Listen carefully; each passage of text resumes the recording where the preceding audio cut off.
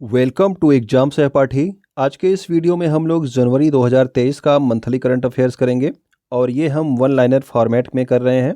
ठीक है, तो अलग अलग कैटेगरी वाइज हम लोग इसको पूरा कंप्लीट करेंगे। जनवरी 2023 का आपका करंट अफेयर्स और ये आपके अगले जो है 6 महीने तक के जो भी एग्ज़ाम होंगे उन सब के लिए इंपॉर्टेंट होगा, तो आप वीडियो ध्यान से देखिएगा। ठीक है, तो अगर आप यहाँ पे पहली बार आए हैं तो यूट्यूब पे हमें सब्सक्राइब कर सकते हैं। इसके अलावा आप टेलीग्राम पे भी हमें फॉलो कर सकते हैं और इंस्टाग्राम और फेसबुक पर भी हमें फॉलो कर सकते हैं। तो आइए स्टार्ट करते हैं आज की क्लास को और देखते हैं इंपॉर्टेंट क्वेश्चंस को। देखते हैं जनवरी 2023 में जो आपकी महत्वपूर्ण नियुक्तियां हुई हैं उनके बारे में। पहला हमारा है, उत्तर प्रदेश की पहली महिला पुलिस कमिश्नर किसे नियुक्त किया गया? तो पहली महिला पुलिस कमिश्नर जो कि आपके उत्तर प्रदेश में नियुक्त की गई हैं वो है आपकी लक्ष्मी सिंह, और इन्हें जो है गौतम बुद्ध नगर का जो है पुलिस कमिश्नर बनाया गया है। ओके, तो पहली महिला पुलिस कमिश्नर उत्तर प्रदेश की कौन है? तो ये है आपकी लक्ष्मी सिंह, जिनकी नियुक्ति हुई अभी हाल ही में। नेक्स्ट हमारा है, दुनिया के सबसे ऊंचे युद्ध क्षेत्र सियाचिन में पहली बार किस महिला अधिकारी को तैनात किया गया? तो पहली बार जो है सियाचिन में किसी महिला अधिकारी को तैनात किया गया और उनका नाम क्या है? तो उनका नाम है शिवा चौहान। ठीक है, तो शिवा चौहान को सियाचिन में पहली बार एक महिला अधिकारी के रूप में तैनात किया गया है। यूरोपियन मॉलिक्यूलर बायोलॉजी ऑर्गेनाइजेशन, इसके जो है यंग इन्वेस्टिगेटर नेटवर्क में किस भारतीय को शामिल किया गया? तो ये आपका यूरोप का मॉलिक्यूलर बायोलॉजी ऑर्गेनाइजेशन है और इसमें पहली बार डॉक्टर महिमा स्वामी को जो है इसके इन्वेस्टिगेटर नेटवर्क में शामिल किया गया है। ये आपकी भारतीय हैं, डॉक्टर महिमा स्वामी। ओके, अगला हमारा है, हाल ही में कौन संयुक्त राज्य अमेरिका की पहली सिख महिला न्यायाधीश चुनी गई हैं? तो पहली बार कोई सिख महिला न्यायाधीश चुनी गई है अब संयुक्त राज्य अमेरिका में, और इनका नाम क्या है? तो इनका नाम है मनप्रीत मोनिका सिंह। ठीक है, तो मनप्रीत मोनिका सिंह को यूएसए यानी कि अमेरिका में पहली महिला सिख जो है महिला न्यायाधीश इनको बनाया गया है। पेटीएम पेमेंट्स बैंक के नए एमडी और सीईओ के रूप में कौन नियुक्त किए गए? तो जनवरी में आपके सुरिंदर चावला इनकी नियुक्ति की गई पेटीएम पेमेंट्स बैंक के मैनेजिंग डायरेक्टर और चीफ एग्जीक्यूटिव ऑफिसर के रूप में। ओके, सुरिंदर चावला। अगला हमारा है, नासा के द्वारा हाल ही में किस भारतीय मूल के वैज्ञानिक को चीफ टेक्नोलॉजिस्ट नियुक्त किया गया है? ठीक, तो भारतीय मूल का ये वैज्ञानिक अमेरिका का, क्या है इनका नाम? तो इनका नाम है AC चरड़िया।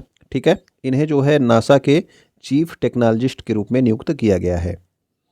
वरिष्ठ IAS अधिकारी शांति कुमारी, ठीक है, इनको किस राज्य की पहली महिला मुख्य सचिव पद पर जो है नियुक्त किया गया है? तो पहली बार कोई महिला मुख्य सचिव पद पर नियुक्त की गई है, उनका नाम क्या है? तो शांति कुमारी हैं, और ये तेलंगाना राज्य की पहली बार जो है महिला मुख्य सचिव पद पर नियुक्त की गई हैं। ठीक है, शांति कुमारी। अगला हमारा है, सीमा सड़क संगठन द्वारा किस विदेशी देश के असाइनमेंट, तो ये आपका विदेशी देश कौन सा है? तो ये आपका भूटान देश है। ठीक है, यहाँ पर जो आपका BRO यानी कि सीमा सड़क संगठन का एक जो है क्या है प्रोजेक्ट है, इस प्रोजेक्ट का नाम भी आप याद रख सकते हैं। प्रोजेक्ट का नाम है प्रोजेक्ट दंतक। ठीक है, इस पर जो है पहली बार किसी महिला ऑफिसर को तैनात किया गया जिनका नाम क्या है? कैप्टन सुरभि जखमोला। ठीक, तो सीमा सड़क संगठन यानी कि बॉर्डर रोड ऑर्गेनाइजेशन, इसने जो है अब भूटान में जो है एक सड़क प्रोजेक्ट बना रही है जिसका नाम है प्रोजेक्ट दंतक, और यहाँ पर जो है पहली बार एक महिला ऑफिसर तैनात की गई है जिनका नाम क्या है? कैप्टन सुरभि जखमोला। नाम इंपॉर्टेंट है, जरूर याद रखना कैप्टन सुरभि जखमोला को। ठीक है, और ये जो प्रोजेक्ट दंतक है ये कहाँ पे चलाया जा रहा है? ये आपके भूटान में भूटान में जो है ये स्टार्ट किया गया है। ठीक है ना, वहाँ के रोड के विकास के लिए। हाल ही में उप राष्ट्रीय सुरक्षा सलाहकार के पद पर किसे नियुक्त किया गया? तो उप राष्ट्रीय सुरक्षा सलाहकार हैं। ठीक है, डिप्यूटी आपके कौन बनाए गए? तो ये बनाए गए आपके पंकज कुमार सिंह। ठीक है, और अगर आपको पता हो कि राष्ट्रीय सुरक्षा सलाहकार वर्तमान में कौन है तो आप जरूर कमेंट करके बताइएगा, वर्तमान में जो राष्ट्रीय सुरक्षा सलाहकार कौन है? ये आपके उप राष्ट्रीय सुरक्षा सलाहकार बनाए गए पंकज कुमार सिंह। कोलंबिया विश्वविद्यालय के 268 वर्ष के इतिहास में पहली बार किसे महिला अध्यक्ष नियुक्त किया गया? तो ढेर सारी महिलाओं की नियुक्ति की गई है जनवरी महीने में, तो याद रखना कि कोलंबिया विश्वविद्यालय में 268 वर्ष से कोई भी जो है महिला अध्यक्ष नहीं नियुक्त की गई थी। पहली बार जो है मिनोचे साफिक को जो है महिला अध्यक्ष बनाया गया कोलंबिया विश्वविद्यालय की। जेसिका अर्दर्न, ये नाम आपने सुना होगा जरूर, ये आपकी जो है न्यूजीलैंड की क्या थी? प्रधानमंत्री थी। ठीक है, इन्होंने हाल ही में इस्तीफ़ा दे दिया और इनके इस्तीफ़ा देने के बाद न्यूजीलैंड के नए प्रधानमंत्री कौन बने हैं? तो न्यूजीलैंड के जो नए प्रधानमंत्री हैं इनका नाम है क्रिस हिपकिंस। ठीक है, तो क्रिस हिपकिंस को जो है न्यूजीलैंड का नया प्रधानमंत्री बनाया गया है। इसके पहले कौन थी? तो ये थी आपकी जेसिका अर्दर्न। ओके, तो अगला हमारा है केंद्रीय सरकार द्वारा कुश्ती महासंघ का कामकाज देखने के लिए किसकी अध्यक्षता में ओवरसाइट समिति का गठन किया गया है?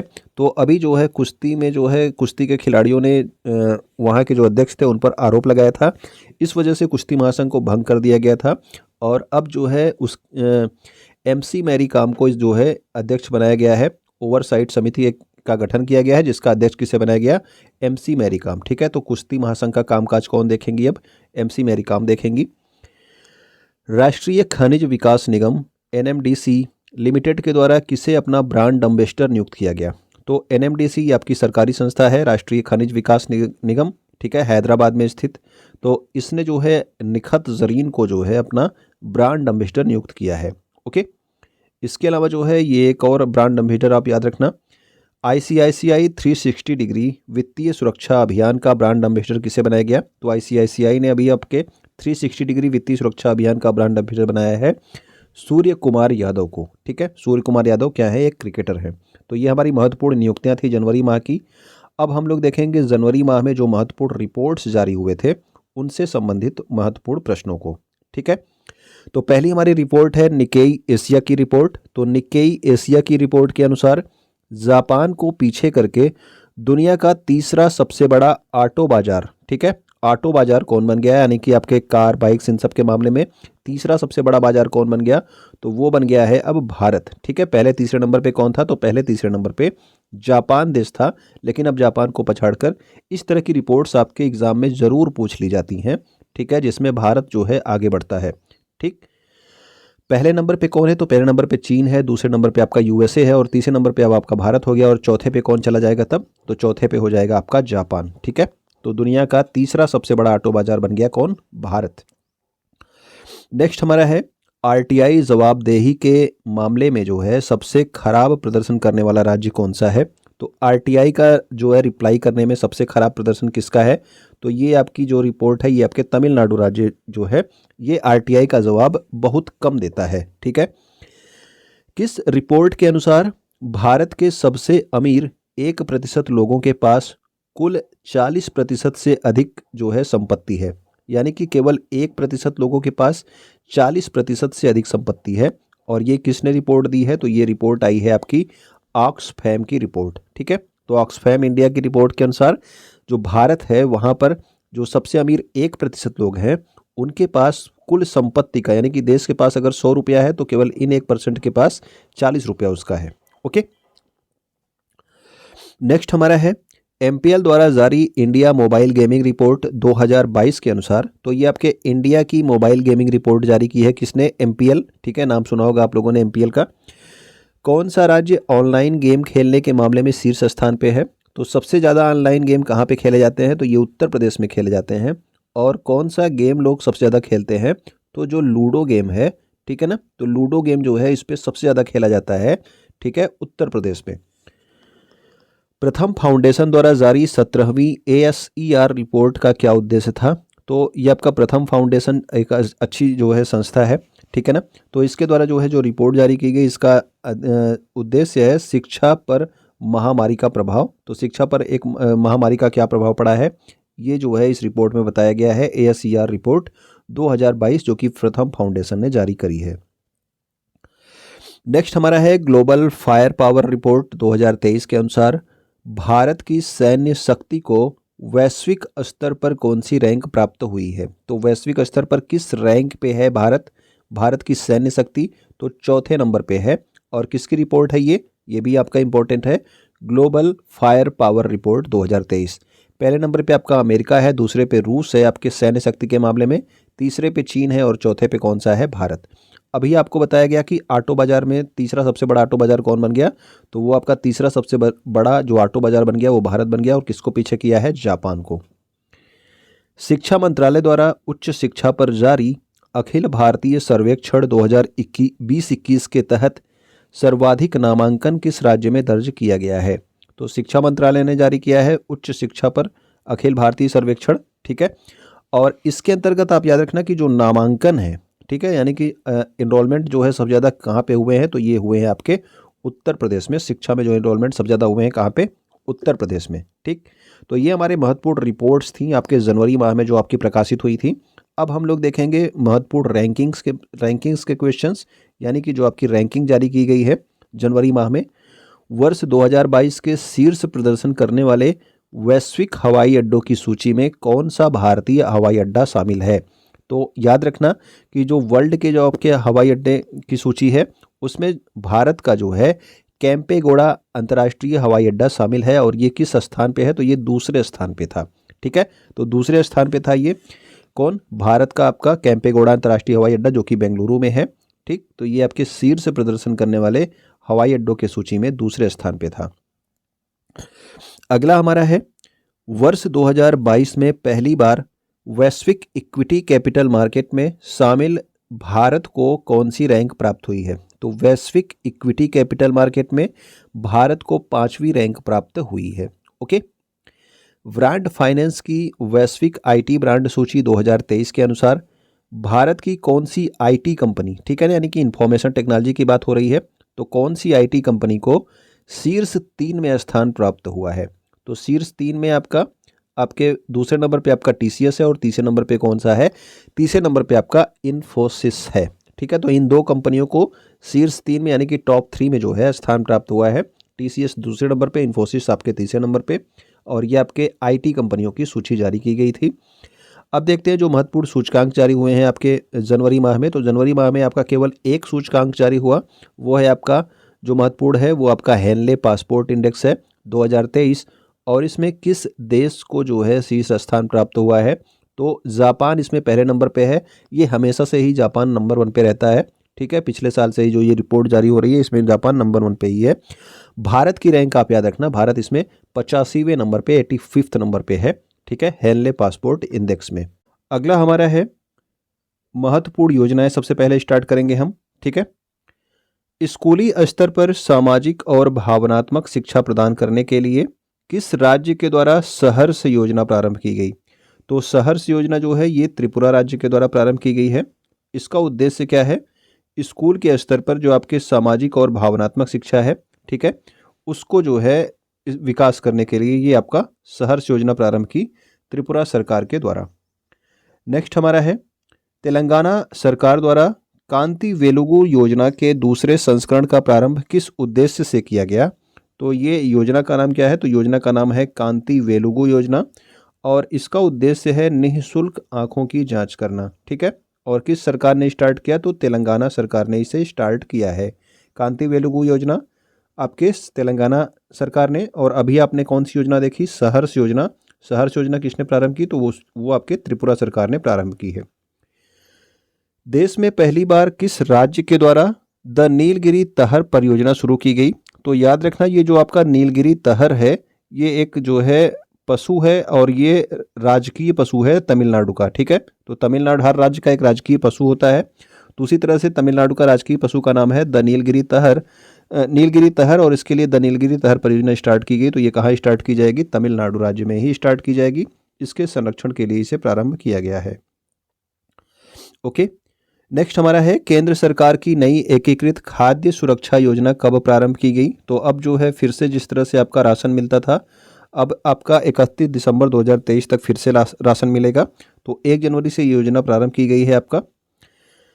हिमाचल प्रदेश सरकार के मुख्यमंत्री सुखाश्रय सहायता कोष। तो मुख्यमंत्री सुखाश्रय सहायता कोष, इस योजना का उद्देश्य क्या है? तो ये योजना आपके हिमाचल प्रदेश सरकार के द्वारा प्रारंभ की गई है, मुख्यमंत्री सुखाश्रय सहायता कोष। इसका उद्देश्य है कौशल विकास और व्यावसायिक प्रशिक्षण को बढ़ाना, ठीक है। तो हमने कौन कौन सी योजनाएं देखी? कांति वेलुगु योजना कहाँ की? तेलंगाना की। इसके अलावा सहर्ष योजना वो भी कहाँ की? तो वो भी आपके त्रिपुरा की, ठीक है। और ये आपका एकीकृत खाद्य सुरक्षा योजना हो गया, और ये आपका मुख्यमंत्री सुखाश्रय योजना कोष कहाँ पे? तो ये हिमाचल प्रदेश में स्टार्ट किया गया। नेक्स्ट हमारा है किस राज्य सरकार द्वारा मुख्यमंत्री आवासीय भू अधिकार योजना प्रारंभ की गई? तो मुख्यमंत्री आवासीय भू अधिकार योजना, इसका प्रारंभ जो है मध्य प्रदेश के द्वारा किया गया, मध्य प्रदेश सरकार के द्वारा। और इसका उद्देश्य क्या है, ये योजना क्यों प्रारंभ की गई, तो ये आपके जो बेघर लोग हैं उनको भूमि उपलब्ध कराना इसका उद्देश्य है, ताकि वो भी अपनी आजीविका कमा सकें और अपना घर बना सकें। ठीक है, तो इसका योजना का क्या नाम है, मुख्यमंत्री आवासीय भू अधिकार योजना। ठीक, किस सरकार ने प्रारंभ की, तो मध्य प्रदेश सरकार ने इसे प्रारंभ किया है। राष्ट्रीय हरित हाइड्रोजन मिशन, तो राष्ट्रीय हरित हाइड्रोजन मिशन जो है ये अभी स्टार्ट किया गया। इसका उद्देश्य क्या है, तो ये आपका इम्पोर्टेंट हो सकता है आपके छोटे से बड़े एग्जाम, हर एग्जाम के लिए। 2030 तक 125 गीगावाट नवीकरणीय ऊर्जा का उपयोग करना इसका उद्देश्य है राष्ट्रीय हरित हाइड्रोजन मिशन का। इसके अलावा हर वर्ष जो है 5 मिलियन मीट्रिक टन हाइड्रोजन का उत्पादन जो है ये भी करना इसका लक्ष्य है। ठीक है, तो ये आपका पूछा जा सकता है कि राष्ट्रीय हरित हाइड्रोजन मिशन में 125 गीगावाट नवीकरणीय ऊर्जा का उपयोग करने का लक्ष्य कब तक है, तो 2030 तक। ये आपका ज़्यादा इंपॉर्टेंट है और इसके लिए 19,744 करोड़ रुपए आवंटित किए गए।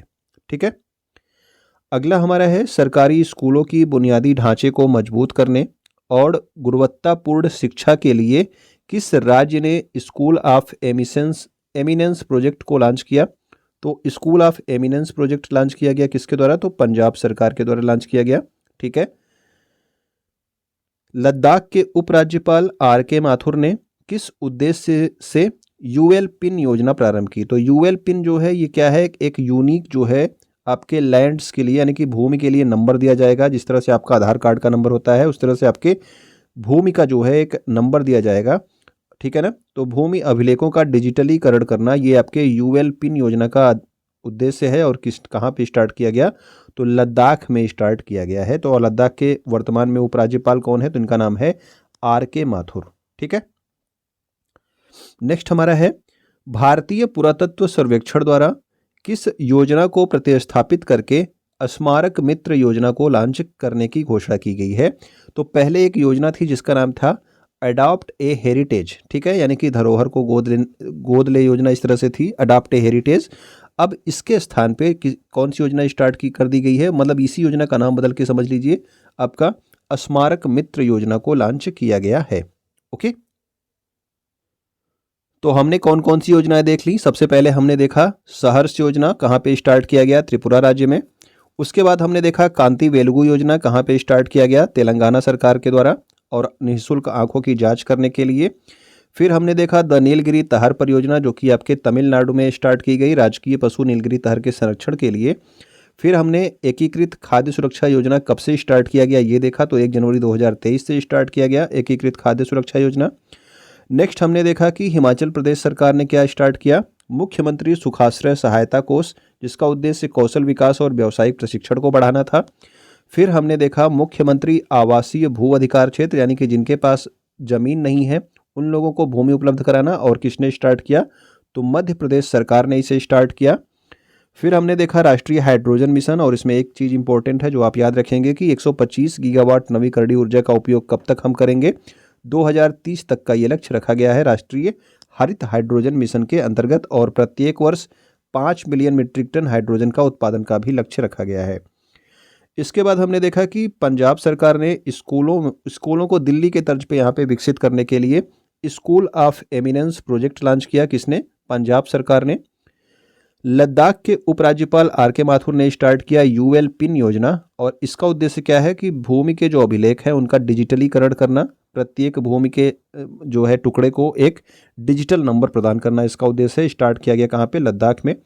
फिर सबसे लास्ट में हमने देखा कि जो है एक स्मारक मित्र योजना लॉन्च की गई, और ये किस योजना का पूर्व रूप है, मतलब इसका पूर्व रूप कौन सा है, तो यह था आपका एडॉप्ट ए हेरिटेज नाम से पहले एक योजना थी, उसकी जगह पे अब स्मारक मित्र योजना कर दिया गया है। ठीक है, तो ये हमारी योजनाओं से संबंधित रिवीजन थे। अब हम लोग देखते हैं महत्वपूर्ण कार्यक्रम जो आपके केंद्र और राज्य सरकारों द्वारा प्रारंभ किए गए हैं। ठीक, तो पहला हमारा क्या है, पहला है हमारा कॉमन सर्विस सेंटर अकादमी द्वारा किस निजी कंपनी के साथ मिलकर साइबर संगिनी कार्यक्रम, ठीक है, तो साइबर संगिनी कार्यक्रम का नाम है, ये कार्यक्रम प्रारंभ करने की घोषणा की गई। तो कॉमन सर्विस सेंटर आपने जानते होंगे, सीएससी आपने देखे होंगे अपने आसपास, उसने जो है ओप्पो इंडिया के साथ मिल करके जो है साइबर संगिनी कार्यक्रम स्टार्ट किया। इसका उद्देश्य क्या है, तो इसका उद्देश्य 10,000 ग्रामीण और अर्ध शहरी जो महिलाएं हैं इनको साइबर सुरक्षा के लिए जागरूक करना, ठीक है ना। तो इंटरनेट पे जो है ये अपने ठगी का शिकार ना हो जाएं, इसके लिए जागरूक करना उद्देश्य है आपका। सीएससी और ओप्पो इंडिया ने इसे स्टार्ट किया। कार्यक्रम का नाम क्या है? साइबर संगिनी कार्यक्रम। ओके, अगला हमारा है कृषि कार्य में लगी महिलाओं को सशक्त बनाने के लिए सी फीड्स द वर्ल्ड कार्यक्रम किसके द्वारा प्रारंभ किया गया? तो सी फीड्स द वर्ल्ड ये कार्यक्रम स्टार्ट किया गया पेप्सिको कंपनी और केयर फाउंडेशन के द्वारा, ठीक है। जो कृषि कार्य में महिलाएं लगी हुई हैं उनको सशक्त बनाना इसका उद्देश्य है। सी फीड्स द वर्ल्ड, ठीक है ना। सी फीड्स द वर्ल्ड ये कार्यक्रम का नाम है। पेप्सिको और केयर फाउंडेशन ने इसे स्टार्ट किया है, ठीक है। अगला हमारा है केंद्र सरकार द्वारा किस क्षेत्र को बढ़ावा देने के लिए digital India innovation fund launch करने की घोषणा की है? तो डिजिटल इंडिया इनोवेशन फंड जो है ये डीप टेक स्टार्टअप्स को जो है फंडिंग करने के लिए, यानी कि उनको पैसा जो है प्रोवाइड करने के लिए लॉन्च किया गया है, ठीक है। तो ये आपका डीप टेक स्टार्टअप के लिए प्रारंभ किया गया केंद्र सरकार के द्वारा। अगला हमारा है आयुष मंत्रालय द्वारा जारी स्मार्ट कार्यक्रम का क्या उद्देश्य है? तो स्मार्ट कार्यक्रम किस मंत्रालय का है? याद रखेंगे, आयुष मंत्रालय का है स्मार्ट कार्यक्रम। और इसका उद्देश्य क्या है? तो आयुर्वेद में वैज्ञानिक अनुसंधान को बढ़ावा देना इसका उद्देश्य है, ठीक है। किस कार्यक्रम का? स्मार्ट कार्यक्रम का उद्देश्य है। ओके, अगला हमारा आकांक्षी ब्लॉक कार्यक्रम स्टार्ट किया गया जो कि आपके नई दिल्ली से प्रारंभ किया गया, ठीक है। इसमें देश भर के आपके ब्लॉक जो है उत्थान के लिए काम किया जाएगा। राइट टू साइट विजन के उद्देश्य से अंधता नियंत्रण पॉलिसी लागू करने वाला देश का पहला राज्य। तो अंधता नियंत्रण पॉलिसी यानी कि राइट टू साइट विजन यानी कि सबको देखने का अधिकार, ठीक है। तो इसके तहत अंधता नियंत्रण पॉलिसी लागू किया गया किस राज्य में? तो ये लागू किया गया आपके राजस्थान राज्य में, ठीक है। नेक्स्ट हमारा है वोक्सन यूनिवर्सिटी ने लड़कियों के लिए प्रोजेक्ट एस्पिरेशन कहाँ से प्रारंभ किया गया? तो प्रोजेक्ट एस्पिरेशन प्रारंभ किया गया आपके तेलंगाना राज्य से, ठीक है। तो आइए जल्दी जल्दी फिर से इसको रिवाइज कर लेते हैं। सबसे पहले हमने क्या पढ़ा कि सीएससी यानी कि कॉमन सर्विस सेंटर और आपके ओप्पो इंडिया ने क्या स्टार्ट किया? साइबर संगिनी कार्यक्रम, जिसमें जो है 10,000 ग्रामीण और अर्ध शहरी महिलाओं को साइबर सुरक्षा के लिए जागरूक किया जाएगा। सीएससी और ओप्पो इंडिया साइबर संगिनी कार्यक्रम, ठीक है। उसके बाद हमने देखा कृषि कार्य में जो महिलाएं लगी हैं उनको सशक्त बनाने के लिए सी फीड्स द वर्ल्ड कार्यक्रम स्टार्ट किया गया पेप्सिको और केयर फाउंडेशन के द्वारा, ठीक। फिर हमने देखा कि आपके डिजिटल इंडिया इनोवेशन फंड जो है किस क्षेत्र को बढ़ावा देने के लिए केंद्र सरकार देगी? तो जो आपके डीप टेक स्टार्टअप्स हैं इनके लिए जो है digital India innovation fund launch किया गया। अगला हमने देखा कि आयुष मंत्रालय द्वारा स्मार्ट कार्यक्रम प्रारंभ किया गया था। और ये क्यों प्रारंभ किया गया था? आयुष मंत्रालय ने इसे क्यों प्रारंभ किया था स्मार्ट कार्यक्रम को? तो आयुर्वेद में जो आपके वैज्ञानिक अनुसंधान है उनको बढ़ावा देने के लिए। आकांक्षी ब्लॉक कार्यक्रम यानी कि ब्लॉकों के उत्थान के लिए जो है ये कार्यक्रम कहाँ से स्टार्ट किया गया? आकांक्षी ब्लॉक कार्यक्रम, तो इसे स्टार्ट किया गया आपके नई दिल्ली से। नेक्स्ट हमारा था जो आपका महत्वाकांक्षी योजना है अंधता नियंत्रण policy right to sight vision के उद्देश्य से प्रारंभ किया गया। तो अंधता नियंत्रण पॉलिसी आपके राजस्थान में प्रारंभ की गई। और वोक्सन यूनिवर्सिटी ने प्रोजेक्ट एस्पिरेशन लड़कियों के लिए लॉन्च किया। और कहाँ पे ये लॉन्च किया गया? तो ये लॉन्च किया गया आपके तेलंगाना राज्य में, ठीक है। तो ये हमने जो है इसका रिवीजन भी कर लिया तुरंत। अब जो है हम देखेंगे महत्वपूर्ण अभियानों के बारे में जो आपके राज्य और केंद्र सरकार के द्वारा प्रारंभ किए गए हैं। तो पहला है हमारा किस राज्य के द्वारा संविधान साक्षरता अभियान, इंपॉर्टेंट है, जरूर याद रखेंगे ये वाला अभियान। संविधान साक्षरता अभियान प्रारंभ किया गया। तो इसे जो है कोल्लम जिला में प्रारंभ किया गया। और कोल्लम जिला कहाँ पे है? तो केरल राज्य में है।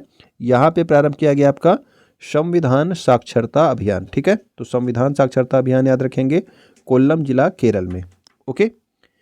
इसके बाद अगला अभियान जो है वो है हमारा किस मंत्रालय के द्वारा प्रज्वला चैलेंज लॉन्च किया गया? तो प्रज्वला चैलेंज ये लॉन्च किया गया आपके ग्रामीण विकास मंत्रालय के द्वारा। इसका उद्देश्य आप याद रखेंगे रोजगार और ग्रामीण अर्थव्यवस्था में महिलाओं की भूमिका को बढ़ाना, ठीक है ना। तो प्रज्वला योजना है, ये उज्ज्वला योजना नहीं है, ये प्रज्वला योजना है, महिलाओं की भूमिका को बढ़ाना रोजगार और ग्रामीण अर्थव्यवस्था में। और ये प्रारंभ किसने किया? तो प्रारंभ किया है ग्रामीण विकास मंत्रालय ने। फिर अगला हमारा जो अभियान है वो आपके स्टार्ट किया गया छत्तीसगढ़ पुलिस ने स्टार्ट किया था एक निजात अभियान, ठीक है ना। इसको अभी हाल ही में अमेरिका के IACP 2022 पुरस्कार भी इसे प्रदान किया गया। ठीक है। निजात अभियान जो था छत्तीसगढ़ पुलिस ने स्टार्ट किया था। इसको जो है अमेरिकी IACP 2022 पुरस्कार प्रदान किया गया। और इसका उद्देश्य क्या था? तो इसका उद्देश्य था नशा मुक्त समाज का निर्माण करना। तो निजात अभियान छत्तीसगढ़ पुलिस के द्वारा नशा मुक्त समाज बनाने के लिए इसका उद्देश्य मतलब इस अभियान को प्रारंभ किया गया था और इसे अमेरिका का जो है IACP 2022 पुरस्कार प्रदान किया गया। भारत निर्वाचन आयोग द्वारा मिशन 929 किस राज्य में प्रारंभ किया गया? तो मिशन 929 ये प्रारंभ किया गया कहाँ पे? तो ये प्रारंभ किया गया है त्रिपुरा राज्य में प्रारंभ किया गया मिशन 929। ठीक है। किसने स्टार्ट किया? तो भारत के निर्वाचन आयोग ने। अगला हमारा है किस राज्य ने दीदी सुरक्षा कवच अभियान प्रारंभ किया? तो दीदी जो है ये आपका दीदी नहीं था, ये आपका क्या था? दीदीर था। ठीक है ना। तो दीदीर जो है सुरक्षा कवच अभियान, तो दीदी आपकी कहाँ पे है? तो ये है आपके पश्चिम बंगाल में। तो यहाँ पे प्रारंभ किया गया। नेक्स्ट हमारा है किस राज्य के द्वारा नगरीय निकायों के लिए 100 दिनों का ग्लोबल सिटी अभियान प्रारंभ किया गया? तो ग्लोबल सिटी अभियान ये उत्तर प्रदेश में प्रारंभ किया गया। ये भी आपका इंपॉर्टेंट है, याद रखेंगे। ठीक है। किसके लिए? नगरीय निकायों के लिए। और 100 दिनों का ये आपका ग्लोबल सिटी अभियान प्रारंभ किया गया है।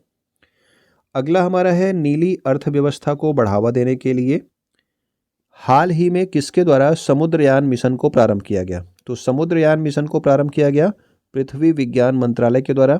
तो समुद्र के अंतर जो है 6000 मीटर की गहराई तक जो है एक आपका यान भेजा जाएगा, जिसका नाम क्या होगा? तो इसका नाम होगा आपका मत्स्य। ठीक है ना। इसके बारे में हम लोग पिछले वर्ष पढ़े थे। मत्स्य 6000 इसका नाम होगा। 6000 मीटर की गहराई में जाके जो है ये आपके समुद्रयान मिशन को ये आपके कार्य करेगा समुद्रयान मिशन के लिए। ठीक है। पृथ्वी विज्ञान मंत्रालय ने इसे प्रारंभ किया समुद्रयान मिशन को। केंद्र सरकार के द्वारा हाल ही में किस उद्देश्य से राष्ट्रीय शहरी प्रौद्योगिकी मिशन की शुरुआत की गई? तो राष्ट्रीय शहरी प्रौद्योगिकी मिशन की शुरुआत की गई केंद्र सरकार के द्वारा ऑनलाइन नागरिक सेवाएं प्रदान करने के लिए तथा पर्यावरणीय बुनियादी ढांचा की निगरानी के लिए। ठीक है ना। तो राष्ट्रीय शहरी प्रौद्योगिकी मिशन प्रारंभ किया गया किसके द्वारा? केंद्र सरकार के द्वारा, इन दो कार्यों के लिए। नेक्स्ट हमारा क्या है? तो नेक्स्ट है हमारा 27 जनवरी 2023 को जिला स्तर पर शिकायत निवारण मंच निधि आपके निकट 2.0 किसके द्वारा लॉन्च किया गया? तो ये आपका इंपॉर्टेंट संस्था है कर्मचारी भविष्य निधि संगठन। ठीक है। EPFO संस्था है। तो इसने स्टार्ट किया निधि आपके निकट 2.0। और याद रखना कि ये प्रत्येक जिले में स्टार्ट की जाएगी निधि आपके निकट 2.0। ठीक है ना। और ये क्या है? एक आपका शिकायत निवारण मंच है, जो आपके कर्मचारी जो पैसा पाते हैं सरकार से उनके लिए आपका मंच है निधि आपके निकट 2.0। तो आइए देख लेते हैं कौन कौन से अभियान को हमने देखा अभी हाल ही में। तो पहले हमने देखा सबसे पहले आपका संविधान साक्षरता अभियान कहाँ पे प्रारंभ किया गया? तो ये प्रारंभ किया गया कोल्लम जिला केरल में। फिर आपका आता है प्रज्वला चैलेंज और ये ग्रामीण विकास मंत्रालय के द्वारा प्रारंभ किया गया रोजगार और ग्रामीण अर्थव्यवस्था में महिलाओं की भूमिका को बढ़ावा देने के लिए। प्रज्वला चैलेंज ग्रामीण विकास मंत्रालय के द्वारा संविधान साक्षरता अभियान कोल्लम जिला केरल में प्रारंभ किया गया। नेक्स्ट हमारा था निजात अभियान किसने प्रारंभ किया था? तो ये प्रारंभ किया था छत्तीसगढ़ पुलिस ने, जिसको जो है अभी आपका IACP जो है 2022 पुरस्कार से प्रदान किया गया। ये अमेरिका का पुरस्कार है। और इसका उद्देश्य क्या था निजात अभियान का? तो इसका उद्देश्य था नशा मुक्त समाज का निर्माण करना। भारत के निर्वाचन आयोग ने मिशन 929 कहाँ पे प्रारंभ किया? तो मिशन 929 प्रारंभ किया गया आपके त्रिपुरा राज्य में। दीदीर सुरक्षा कवच अभियान कहाँ पे प्रारंभ किया गया? तो ये प्रारंभ किया गया आपके पश्चिम बंगाल में। नगरीय निकायों के लिए 100 दिनों का एक ग्लोबल सिटी अभियान प्रारंभ किया गया किस राज्य में? तो ग्लोबल सिटी अभियान प्रारंभ किया गया आपके उत्तर प्रदेश राज्य में। इसके अलावा नीली अर्थव्यवस्था यानी कि आपके महासागरों की अर्थव्यवस्था को बढ़ावा देने के लिए एक आपका समुद्रयान मिशन प्रारंभ किया गया पृथ्वी विज्ञान मंत्रालय के द्वारा, जिसके अंतर्गत आपका एक आपका यान क्या है जिसका नाम है मत्स्ययान। ठीक है। मत्स्ययान जो कि आपके 6000 मीटर गहराई पर जाकर आपका इस मिशन को जो है पूरा करेगा। अगला हमारा है केंद्र सरकार के द्वारा किस उद्देश्य से एक आपका राष्ट्रीय शहरी प्रौद्योगिकी मिशन की शुरुआत की गई? तो राष्ट्रीय शहरी प्रौद्योगिकी मिशन की शुरुआत केंद्र सरकार ने की। उद्देश्य था आपका ऑनलाइन नागरिक सेवाएं प्रदान करना और पर्यावरणीय बुनियादी ढांचा की निगरानी के लिए इसे प्रारंभ किया गया। ठीक है। फिर आपका निधि आपके निकट 2.0 जो है ये आपके शिकायत निवारण मंच है। ठीक है। जो कि आपके प्रारंभ किया गया किसके द्वारा? EPFO के द्वारा। कर्मचारी भविष्य निधि संगठन के द्वारा। ठीक है, इससे पहले खेल संबंधित करंट अफेयर देखते हैं जनवरी माह के। अल्माटी कजाकिस्तान में संपन्न विश्व ब्लिट्ज शतरंज चैंपियनशिप में कोनेरू हम्पी ने कौन सा पदक जीता? तो कोनेरू हम्पी आपके इंडिया की हैं और ये कौन सा खेल खेलती हैं? तो शतरंज का खेल खेलती हैं। ठीक है ना। तो अभी हाल ही में विश्व ब्लिट्ज शतरंज चैंपियनशिप हुई जिसमें कोनेरू हम्पी ने क्या जीत लिया है? तो सिल्वर मेडल यानी कि रजत पदक जीत लिया है। अगला हमारा है, भारत का कौन सा शहर पहली बार फार्मूला ई वर्ल्ड चैंपियनशिप की मेजबानी करेगा?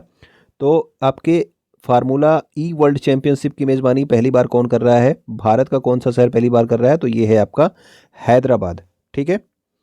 विश्व British junior under 15 open tournament 2023 में किस भारतीय महिला खिलाड़ी ने स्क्वैश का खिताब जीत लिया? तो स्क्वैश एक खेल होता है, इसमें जो है भारत की अनाहत सिंह ने जो है अंडर 15 ओपन टूर्नामेंट में जो है ये खिताब जीत लिया है। ठीक है, जिसका स्क्वैश का खिताब ये जीत लिया है।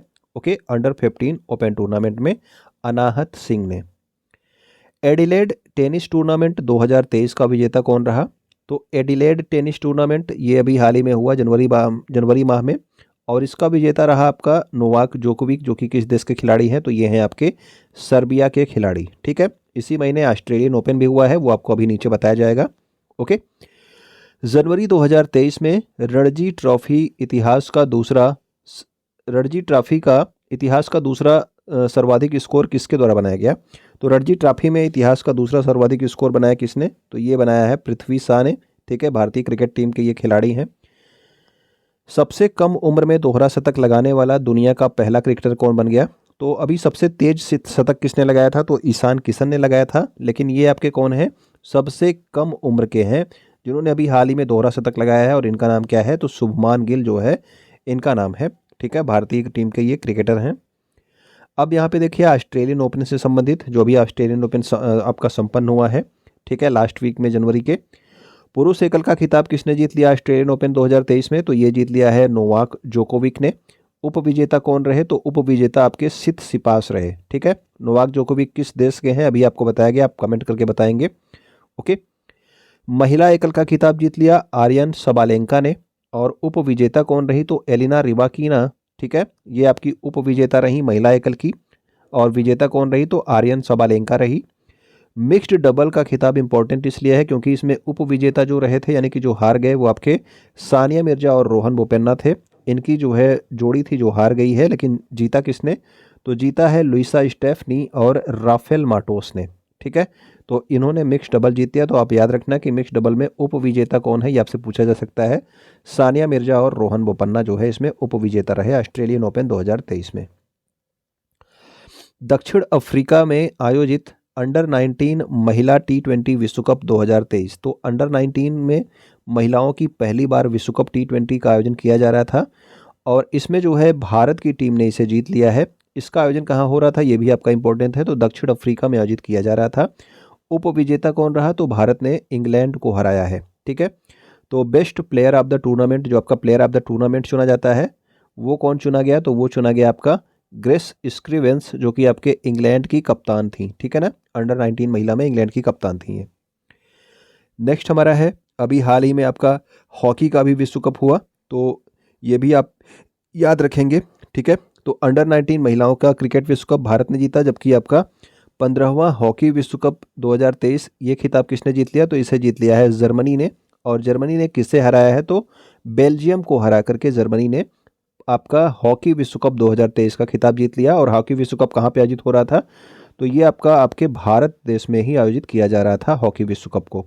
ठीक है, सर्वश्रेष्ठ खिलाड़ी कौन चुने गए? तो सर्वश्रेष्ठ खिलाड़ी आपके निकोलस वेलन चुने गए, जो कि आपके किस देश के हैं? तो जर्मनी के हैं।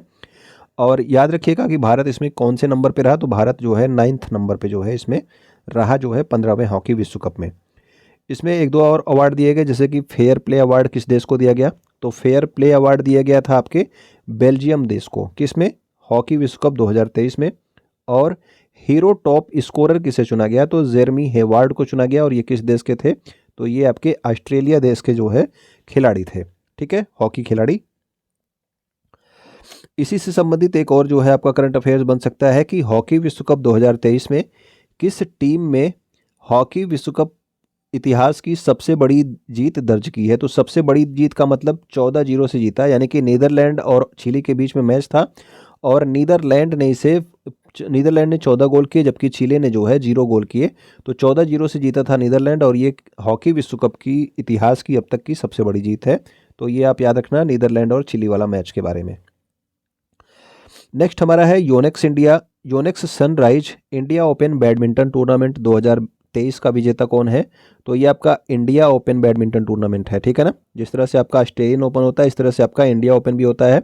तो इंडिया ओपन आपका योनेक्स जो है इसका क्या है, एक प्रचारक होता है, ठीक है ना। तो Yonex sunrise India open badminton tournament किसने जीता? तो पुरुष एकल जीत लिया है आपके कुनलावुत, जो कि कहाँ के हैं? तो ये आपके थाईलैंड के हैं। जबकि महिला एकल का खिताब अन सिएंग ने जीता है, जो कि कहाँ की हैं? तो ये आपके दक्षिण कोरिया की हैं, ठीक है। तो याद रखना आप लोग, आपका इंडिया ओपन बैडमिंटन टूर्नामेंट किसने जीत लिया?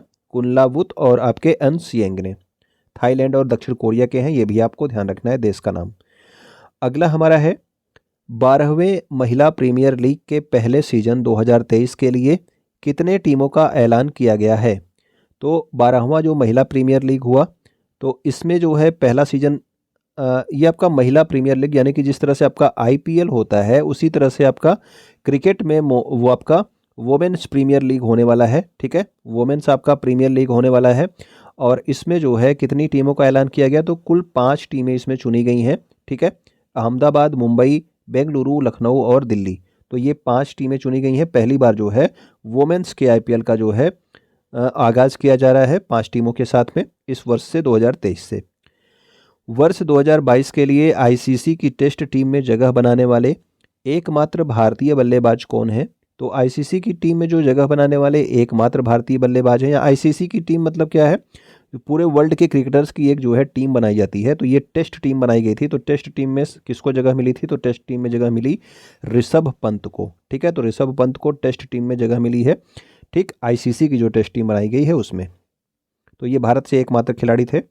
तो ये जो है आपके खेल संबंधित करंट अफेयर थे जनवरी माह के। अब देखते हैं भारत और विश्व में प्रथम बार जो चीज़ें हुई जनवरी माह में उससे संबंधित क्वेश्चंस को। विश्व का पहला ताड़ के पत्तों का पांडुलिपि संग्रहालय कहाँ प्रारंभ किया गया? तो ये स्टार्ट किया गया तिरुवनंतपुरम केरल में, ठीक है। ये विश्व का पहला ताड़ के पत्तों का पांडुलिपि संग्रहालय है, तिरुवनंतपुरम केरल में इसे प्रारंभ किया गया। अगला हमारा है हाइड्रोजन संचालित ट्रेन शुरू करने वाला एशिया का पहला देश कौन सा है? तो हाइड्रोजन संचालित ट्रेन स्टार्ट करने वाला एशिया का जो पहला देश है वो है आपका चीन, ठीक है। तो चीन जो है पहला देश है एशिया का जिसने हाइड्रोजन ट्रेन स्टार्ट की है। भारत का कौन सा राज्य पूरी तरह से डिजिटल बैंकिंग वाला पहला राज्य बन गया है? तो डिजिटल बैंकिंग वाला जो पहला राज्य है ये आपका बन गया है केरल। और केरल में भी कौन सा जो जिला है? तो वो आपका त्रिशूर जिला है। ये आपका पहला जिला बना जो कि डिजिटल बैंकिंग वाला पहला जिला बन गया, त्रिशूर जिला। और पहला राज्य कौन सा है? तो ये है आपका केरल। केंद्र सरकार द्वारा ऑनलाइन गेमिंग के लिए भारत के पहले उत्कृष्टता केंद्र की स्थापना कहाँ पर करने की घोषणा की गई? तो अब जो आपका ऑनलाइन गेमिंग होता है उसके लिए जो है पहला एक्सीलेंस सेंटर बनाया जा रहा है। और ये कहाँ पे बनाया जा रहा है? तो ये बनाया जा रहा है शिलोंग में, ठीक है। तो ऑनलाइन गेमिंग के लिए पहला एक्सीलेंस सेंटर कहाँ पे बनाया जा रहा है? शिलोंग, मेघालय में। शिलोंग कहाँ पे है? मेघालय राज्य में है। Startup firm IG drones. तो आईजी ड्रोन्स एक जो है आपका कंपनी है, फार्म नहीं है, ये आपका फर्म है, ठीक है। स्टार्टअप फर्म है। इसके द्वारा जो है किस नाम से भारत का पहला 5G सक्षम ड्रोन विकसित किया गया? तो 5G इनेबल्ड ड्रोन जो आपका है इसका नाम क्या रखा गया है? तो इसका नाम है स्काईवॉक। ये भारत का पहला 5G इनेबल्ड ड्रोन है जिसका नाम क्या रखा गया है? तो इसका नाम रखा गया स्काईवॉक। किस देश द्वारा दुनिया में पहली बार मधुमक्खियों के लिए टीके का उपयोग को मंजूरी दी गई? तो पहली बार जो है मधुमक्खियों के लिए टीके के उपयोग को मंजूरी दी गई अमेरिका में। और ये टीका किस कंपनी के द्वारा बनाया जा रहा है? तो डॉलन एनिमल कंपनी के द्वारा ये आपका टीका बनाया जा रहा है, ठीक है। अमेरिका में आपकी मंजूरी दी गई मधुमक्खियों के लिए टीके के उपयोग को। पूरी तरह से ई गवर्नेंस मोड में शिफ्ट होने वाला भारत का पहला केंद्र शासित प्रदेश कौन सा है? तो पूरी तरह से ई गवर्नेंस मोड में शिफ्ट होने वाला जो भारत का पहला केंद्र शासित प्रदेश है उसका नाम है जम्मू कश्मीर, ठीक है। तो जम्मू कश्मीर जो है ये भारत का पहला केंद्र शासित प्रदेश है जो पूरी तरह से आपके ई गवर्नेंस मोड में शिफ्ट होने वाला भारत का पहला केंद्र शासित प्रदेश बन गया है। भारत का सबसे गहराई में स्थित भूमिगत मेट्रो स्टेशन कहाँ पे स्थापित किया जा रहा है? तो ये भी इंपॉर्टेंट क्वेश्चन आपका बन सकता है कि भारत का सबसे गहराई में स्थित, तो कितनी गहराई में? 108.59 फीट की गहराई में स्थित भूमिगत मेट्रो स्टेशन कहाँ पर स्थापित किया जा रहा है? तो ये स्थापित किया जा रहा है पुणे में, ठीक है ना। तो 108 फीट नीचे जो है, जमीन के 108 फीट नीचे जो है, ये आपका मेट्रो स्टेशन बनाया गया है पुणे, पुणे जो है शहर में। भारत कहाँ पर विश्व का सबसे लंबा कैलीग्राफिक म्यूरल का निर्माण किया गया?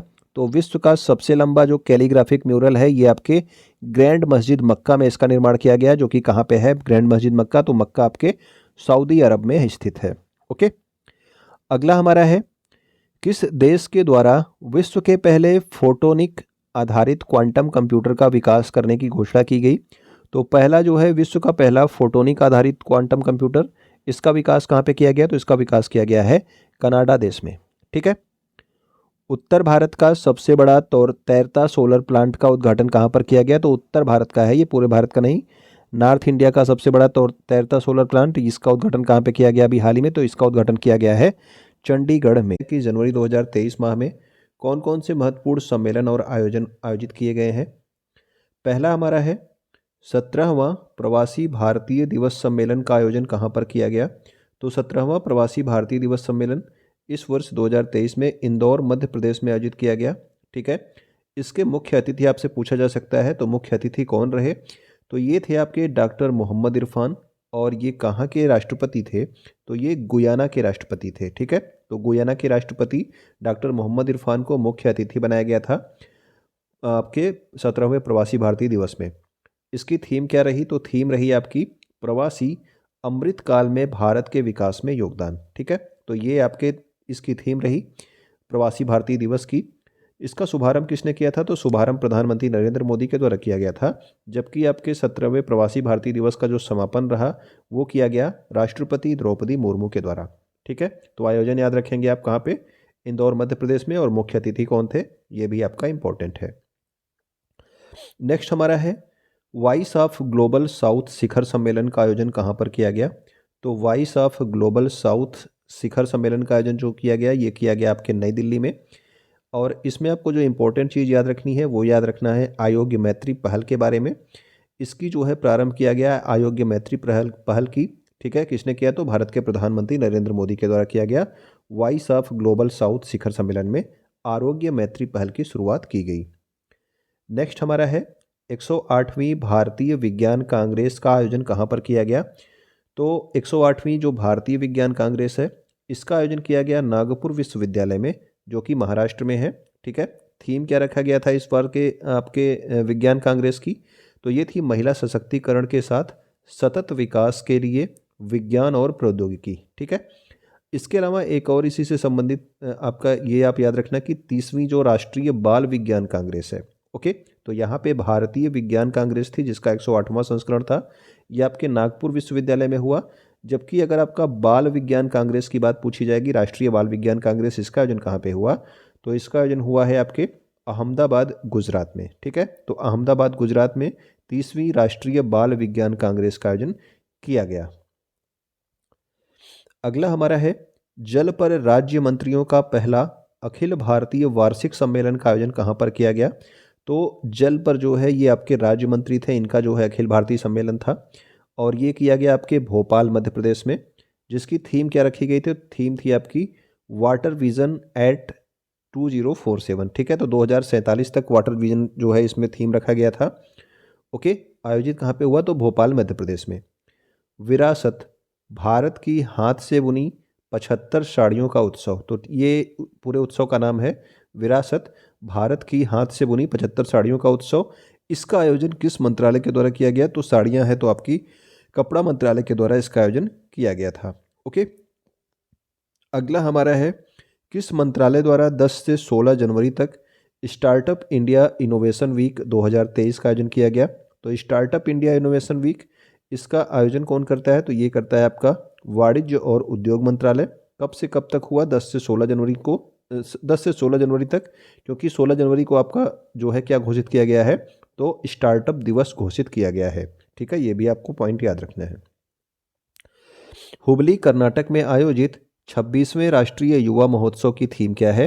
तो 26वें राष्ट्रीय युवा महोत्सव, इसका आयोजन हुआ कहाँ पे, ये भी आपका इम्पोर्टेंट है। तो युवा महोत्सव इस बार जो है हुबली कर्नाटक में आयोजित किया गया था, ठीक है। और इसकी थीम रखी गई थी विकसित युवा विकसित भारत। तो जो ये आपका युवा महोत्सव होता है, राष्ट्रीय युवा महोत्सव किसके जन्म दिवस पे मनाया जाता है? तो आपके विवेकानंद के। और कब होता है? तो 12 जनवरी को आपका राष्ट्रीय युवा महोत्सव मनाया जाता है, ठीक है। विकसित युवा विकसित भारत इसकी थीम थी और आयोजन कहाँ हुआ था? हुबली कर्नाटक में। नेक्स्ट हमारा है विश्व आर्थिक मंच की 53वीं बैठक का आयोजन कहाँ पर किया गया? तो आप याद रखना कि जो आपका विश्व आर्थिक मंच है यानी कि वर्ल्ड इकोनॉमिक फोरम, इसकी आयोजन जो है हमेशा जो है दावोस में होती है। दावोस कहाँ पे है? स्विट्जरलैंड में। इस बार की थीम थी इसकी खंडित विश्व में सहयोग और शुद्ध शून्य कार्बन उत्सर्जन जो है करने के लिए, पर्यावरण विनाश को रोकने के लिए एक जो है आपका पहल स्टार्ट किया गया जिसका नाम था the giving to amplify earth action पहल, ठीक है। तो इसकी शुरुआत कहाँ पे हुई? तो इसकी शुरुआत हुई है विश्व आर्थिक मंच यानी कि वर्ल्ड इकोनॉमिक फोरम में, ठीक है। कौन सी बैठक थी? 53वीं बैठक थी इस बार। 16 से 18 फरवरी 2023 तक 14वां वर्ल्ड स्पाइस कांग्रेस। तो स्पाइस का मतलब आपके मसालों से संबंधित है। तो आपका पूरे वर्ल्ड का जो है स्पाइस कांग्रेस, इसका आयोजन कहाँ पर किया जाएगा? तो ये होगा आपके मुंबई में आयोजित किया जाएगा, ठीक है। संस्कृति फाउंडेशन द्वारा कहाँ पर 8वें त्यागराज आराधना संगीत समारोह का आयोजन किया गया? तो संस्कृति फाउंडेशन ने इसका आयोजन किया है त्यागराज आराधना संगीत समारोह। इसका आयोजन किया गया आपके हैदराबाद तेलंगाना में, ठीक। तो हैदराबाद तेलंगाना में 8वें त्यागराज आराधना संगीत समारोह का आयोजन किया गया। नेक्स्ट हमारा है शंघाई सहयोग संगठन के वर्ष 2023 के शिखर सम्मेलन की अध्यक्षता किसके द्वारा की गई? तो याद रखना कि जो आपका शंघाई सहयोग संगठन है, इस वर्ष जो है जितने भी आपके एससीओ की बैठक है आपके कहाँ पे होनी है? तो ये आपकी अध्यक्षता कौन कर रहा है? भारत कर रहा है, ठीक है। एससीओ के साथ आप याद रखना G20 की बैठक की भी अध्यक्षता कौन कर रहा है? तो इस वर्ष भारत कर रहा है। 27 से 31 जनवरी तक मुंबई में होने वाले शंघाई सहयोग संगठन फिल्मोत्सव का आयोजन कहाँ पे किया जाएगा? तो फिल्मोत्सव है तो ये अभी आपको बताया गया कि शंघाई सहयोग संगठन की सारी बैठकें भारत में ही होनी है। और फिल्मोत्सव जो इससे संबंधित है शंघाई सहयोग संगठन के फिल्मोत्सव का, तो ये आपके भारत की फिल्म की नगरी मुंबई में आयोजित किया जाएगा। भारत की तरफ से गोदावरी, ये एक मराठी फिल्म है जिसका नाम है गोदावरी।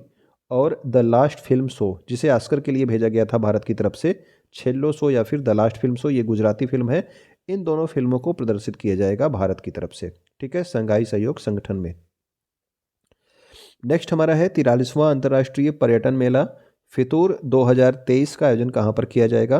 तो फितूर 2023 ये आपका 43वां अंतर्राष्ट्रीय पर्यटन मेला है, ठीक है। तो पर्यटन मेला है फितूर 2023, इसका आयोजन होगा आपके मैड्रिड स्पेन में, ठीक है। तो मैड्रिड स्पेन में इसका आयोजन किया जाएगा। इंडिया इंटरनेशनल साइंस फेस्टिवल के अंतर्गत 8वें विज्ञानिका विज्ञान साहित्य महोत्सव 2023 का आयोजन कहाँ पर किया गया? तो 8वें विज्ञानिका विज्ञान साहित्य महोत्सव 2023 का आयोजन किया गया आपके भोपाल मध्य प्रदेश में, ठीक है। तो ये आप पॉइंट याद रखना, भोपाल मध्य प्रदेश में इसका आयोजन किया गया। भारत के उपाध्यक्षता में खाद्य और कृषि संगठन के 12वें सत्र का आयोजन कहाँ पर किया गया? तो ये आपका खाद्य और कृषि संगठन है, इसका मुख्यालय भी आपके रोम इटली में ही है और यहीं पे इसका आयोजन भी किया जा रहा है, ठीक है। और इस वर्ष इसकी उपाध्यक्षता किसके पास है? तो भारत जो है इसका उपाध्यक्ष है, ठीक है, इस सत्र के बैठक की।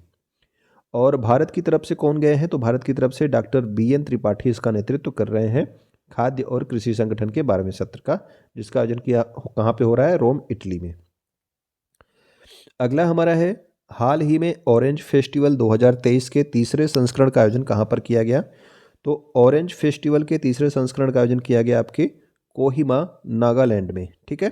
तो ऑरेंज फेस्टिवल कहाँ पे मनाया गया? तो ऑरेंज फेस्टिवल के तीसरे संस्करण का आयोजन आपका हुआ कोहिमा नागालैंड में। पहली बार वैश्विक स्टैक डेवलपर सम्मेलन 2023 का आयोजन कहाँ पर किया गया? तो वैश्विक स्टैक डेवलपर 2023 का आयोजन किया गया आपके नई दिल्ली में, ठीक। तो पहली बार इसका आयोजन किया गया है वर्ल्ड स्टैक डेवलपर का आयोजन, और ये आपका कहाँ पे किया गया पहली बार? तो नई दिल्ली में इसका आयोजन किया गया।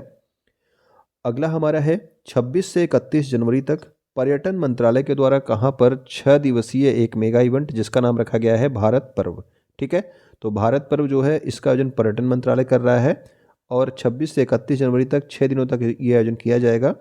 और कहाँ पे इसका आयोजन किया जा रहा है, तो ये हो रहा है आपके लाल किला नई दिल्ली में, ठीक है ना। तो प्रत्येक वर्ष 26 से 31 जनवरी तक इसको स्टार्ट किया गया है, ठीक। तो ये आपके भारत पर्व का आयोजन कहाँ पे हुआ, तो लाल किला नई दिल्ली में।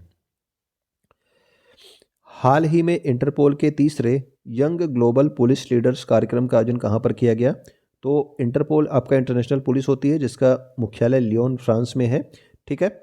पिछले वर्ष इसकी बैठक भी कहाँ हुई थी, भारत में हुई थी। अभी जो है यंग ग्लोबल पुलिस लीडर्स कार्यक्रम का आयोजन कहाँ पे किया गया, तो इसका भी आयोजन किया गया नई दिल्ली में, ठीक है। तो ये हमारे क्या थे, ये हमारे महत्वपूर्ण सम्मेलन और आयोजन थे। अब देखते हैं जो नई चीज़ों के उद्घाटन हुए हैं, ठीक है, उनसे संबंधित प्रश्नों को।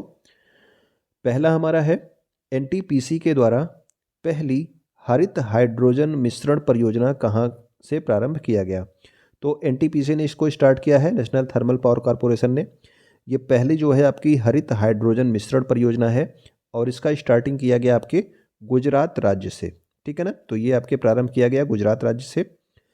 नेक्स्ट हमारा है केंद्र सरकार के द्वारा केंद्रीय गुप्तचर प्रशिक्षण संस्थान की आधारशिला कहाँ पे रखी गई, तो केंद्र सरकार ने अभी आपका सेंट्रल डिटेक्टिव ट्रेनिंग इंस्टीट्यूट, जो आपके डिटेक्टिव्स होते हैं उनके लिए ट्रेनिंग इंस्टीट्यूट की जो आपकी आधारशिला है ये कहाँ रखी है, तो ये रखी है आपके कर्नाटक राज्य में, ओके।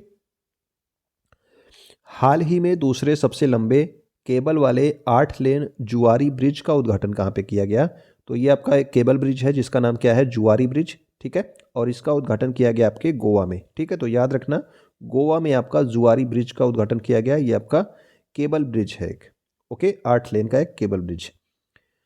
अगला हमारा है दोनों विश्व युद्धों में ब्रिटिश सैनिकों के साथ मिलकर लड़ाई लड़ने वाले भारतीय सैनिकों के लिए ब्रिटिश इंडियन आर्मी स्मारक की स्थापना कहाँ पे की जा रही है, तो जो आपके प्रथम विश्व युद्ध और द्वितीय विश्व युद्ध हुआ था उनमें ब्रिटिश सैनिकों के साथ जो भारतीय लोग लड़े थे उनके लिए ब्रिटिश इंडियन आर्मी स्मारक की स्थापना ग्लासगो स्कॉटलैंड में की जा रही है, ठीक है। तो ग्लासगो स्कॉटलैंड में इसकी स्थापना की जा रही है।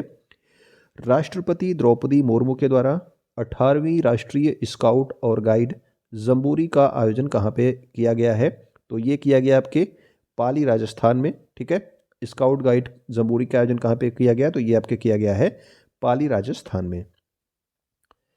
नेक्स्ट हमारा है हाल ही में अरुणाचल प्रदेश में सियोम पुल का उद्घाटन किसके द्वारा किया गया, तो याद रखना ये आपका सियोम पुल है, ठीक। सियोम पुल कहाँ पे बनाया गया, तो ये बनाया गया है आपके अरुणाचल प्रदेश में। ये ज़्यादा इंपॉर्टेंट है, किसने किया ये आपका इतना इंपॉर्टेंट नहीं है, राजनाथ सिंह ने किया है, लेकिन ये सियोम पुल है कहाँ पे, तो ये आपके अरुणाचल प्रदेश में है, ठीक है। अभी आपको बताया गया कि जुआरी ब्रिज कहाँ पे है, तो जुआरी ब्रिज का आयोजन कहाँ पे किया गया, तो आप लोग कमेंट करके बताना कि जुआरी ब्रिज अभी आपको कहाँ पे बताया गया। नेक्स्ट हमारा है पूर्वोत्तर भारत के बारे में शेष भारत की सोच बदलने के लिए ऑक्टेव 2023 का आयोजन कहाँ पे किया गया, तो जो आपका पूर्वोत्तर भारत है उनको सब लोग जो है चिंकी मिंकी ये सब बोलते हैं, ठीक है।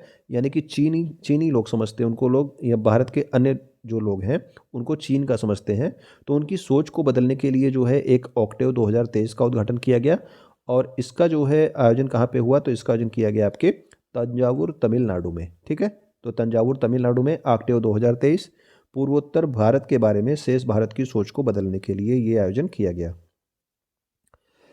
हाल ही में किसके द्वारा नवोन्मेष और स्टार्टअप को बढ़ावा देने के लिए भूस्थानिक हैकाथन, तो भूस्थानिक हैकाथन का आयोजन किसने किया, तो ये किया है डॉक्टर जितेंद्र सिंह ने, ठीक है। पृथ्वी विज्ञान मंत्री आपके कौन है, प्रधानमंत्री द्वारा 18 जनवरी 2023 को उत्तर प्रदेश के किस जिले में सांसद खेल महाकुंभ 2022-23 के दूसरे चरण का उद्घाटन किया गया, तो ये आपका सांसद खेल महाकुंभ है 2022-23 और इसका उद्घाटन प्रधानमंत्री ने किया और कहाँ पे, तो इसका उद्घाटन किया गया बस्ती उत्तर प्रदेश में। क्या है ये, सांसद खेल महाकुंभ 2022-23 के लिए। हाल ही में भारत की प्रसिद्ध सांची स्तूप के पूर्वी गेट की प्रतिकृति का अनावरण कहाँ पर किया गया, तो सांची का स्तूप जो है ये कहाँ पे स्थित है, अगर आपको पता हो तो आप कमेंट करके जरूर बताएं, ठीक है। सांची स्तूप के पूर्वी गेट की प्रतिकृति का अनावरण किया गया आपके बर्लिन जर्मनी में, ठीक है। तो बर्लिन जर्मनी में सांची स्तूप के पूर्वी गेट की प्रतिकृति का अनावरण किया गया है। अगला हमारा है आत्मनिर्भर भारत को बढ़ावा देने के लिए नमस्ते वर्ल्ड खिलौना ब्रांड कहाँ पर लॉन्च किया गया, तो एक खिलौना ब्रांड है जिसका नाम क्या रखा गया है, नमस्ते वर्ल्ड रखा गया है और इसे लॉन्च किया गया कहाँ से? तो इसे लॉन्च किया गया है हैदराबाद से। तो ये भाई आपका इंपॉर्टेंट क्वेश्चन है, ज़रूर याद रखना कि नमस्ते वर्ल्ड जो है ये किस चीज़ से संबंधित है। तो ये आपका एक खिलौना ब्रांड है, ठीक है। इसको प्रारंभ किया गया हैदराबाद से। अमेरिकन इंडिया फाउंडेशन ने भारत के पहले stem innovation and learning centre का उद्घाटन कहाँ पे किया गया? तो स्टेम का अर्थ क्या होता है? साइंस, टेक्नोलॉजी, इंजीनियरिंग, मैथमेटिक्स, ठीक है। तो ये आपका साइंस, टेक्नोलॉजी, इंजीनियरिंग, मैथमेटिक्स के इनोवेशन एंड लर्निंग सेंटर का उद्घाटन कहाँ पे किया गया? तो ये किया गया चेन्नई में। और किसके द्वारा किया गया? अमेरिकन इंडिया फाउंडेशन के द्वारा। नेक्स्ट हमारा है जाजपुर ओडिशा के पहले अंतर्राष्ट्रीय शिल्प शिखर सम्मेलन 2023 का उद्घाटन किसके द्वारा किया गया?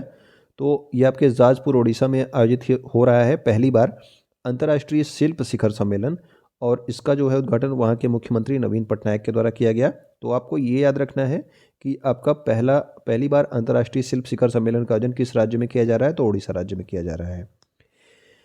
केंद्रीय गृह मंत्री अमित शाह के द्वारा देश के 7वें राष्ट्रीय फॉरेंसिक विज्ञान विश्वविद्यालय की आधारशिला कहाँ रखी गई? तो अभी जो है आपके इसके पहले 6 आपके राष्ट्रीय फॉरेंसिक विज्ञान विश्वविद्यालय हैं। ये 7वां आपका कहाँ पे इसकी आधारशिला रखी गई? तो ये आपका धारवाड़ कर्नाटक में बनाया जाएगा 7वां राष्ट्रीय फॉरेंसिक विज्ञान विश्वविद्यालय, ठीक है। अब ये हमारे महत्वपूर्ण उद्घाटन थे। अब देखते हैं कि जो आपके देश अलग देशों के साथ जो समझौते हुए या फिर आपके भारत में राज्यों के बीच क्या समझौते हुए उनसे संबंधित प्रश्नों को।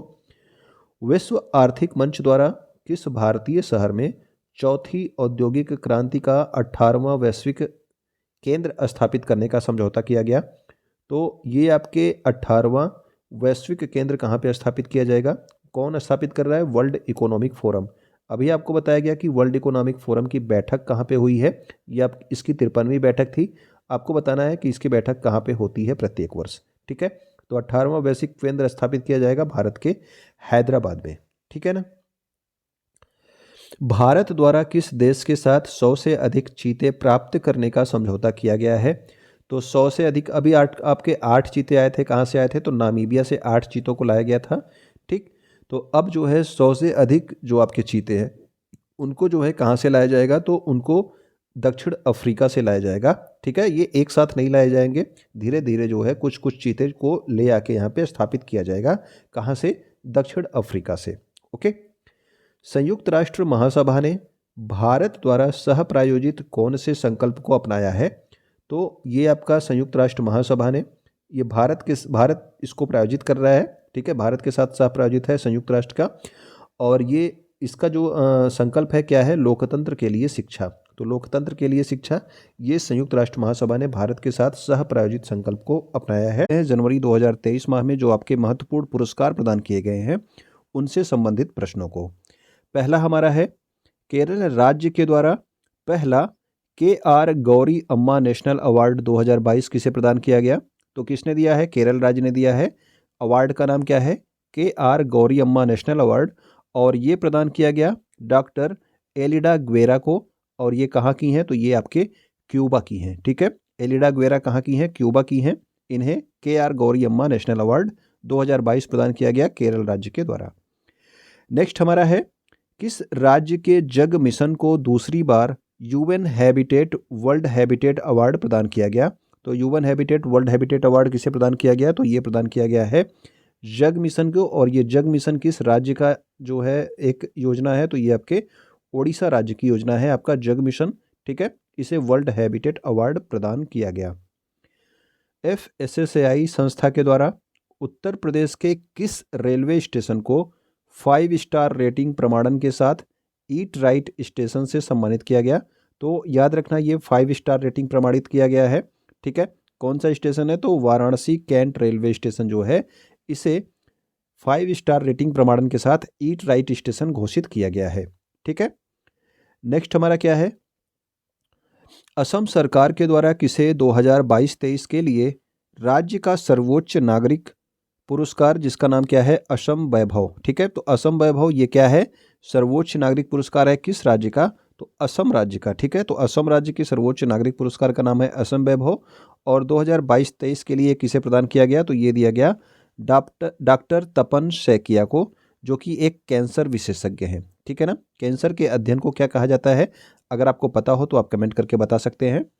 नेक्स्ट हमारा अवार्ड है हार्वर्ड लॉ स्कूल के द्वारा वैश्विक नेतृत्व के लिए पुरस्कार से किसे सम्मानित किया गया।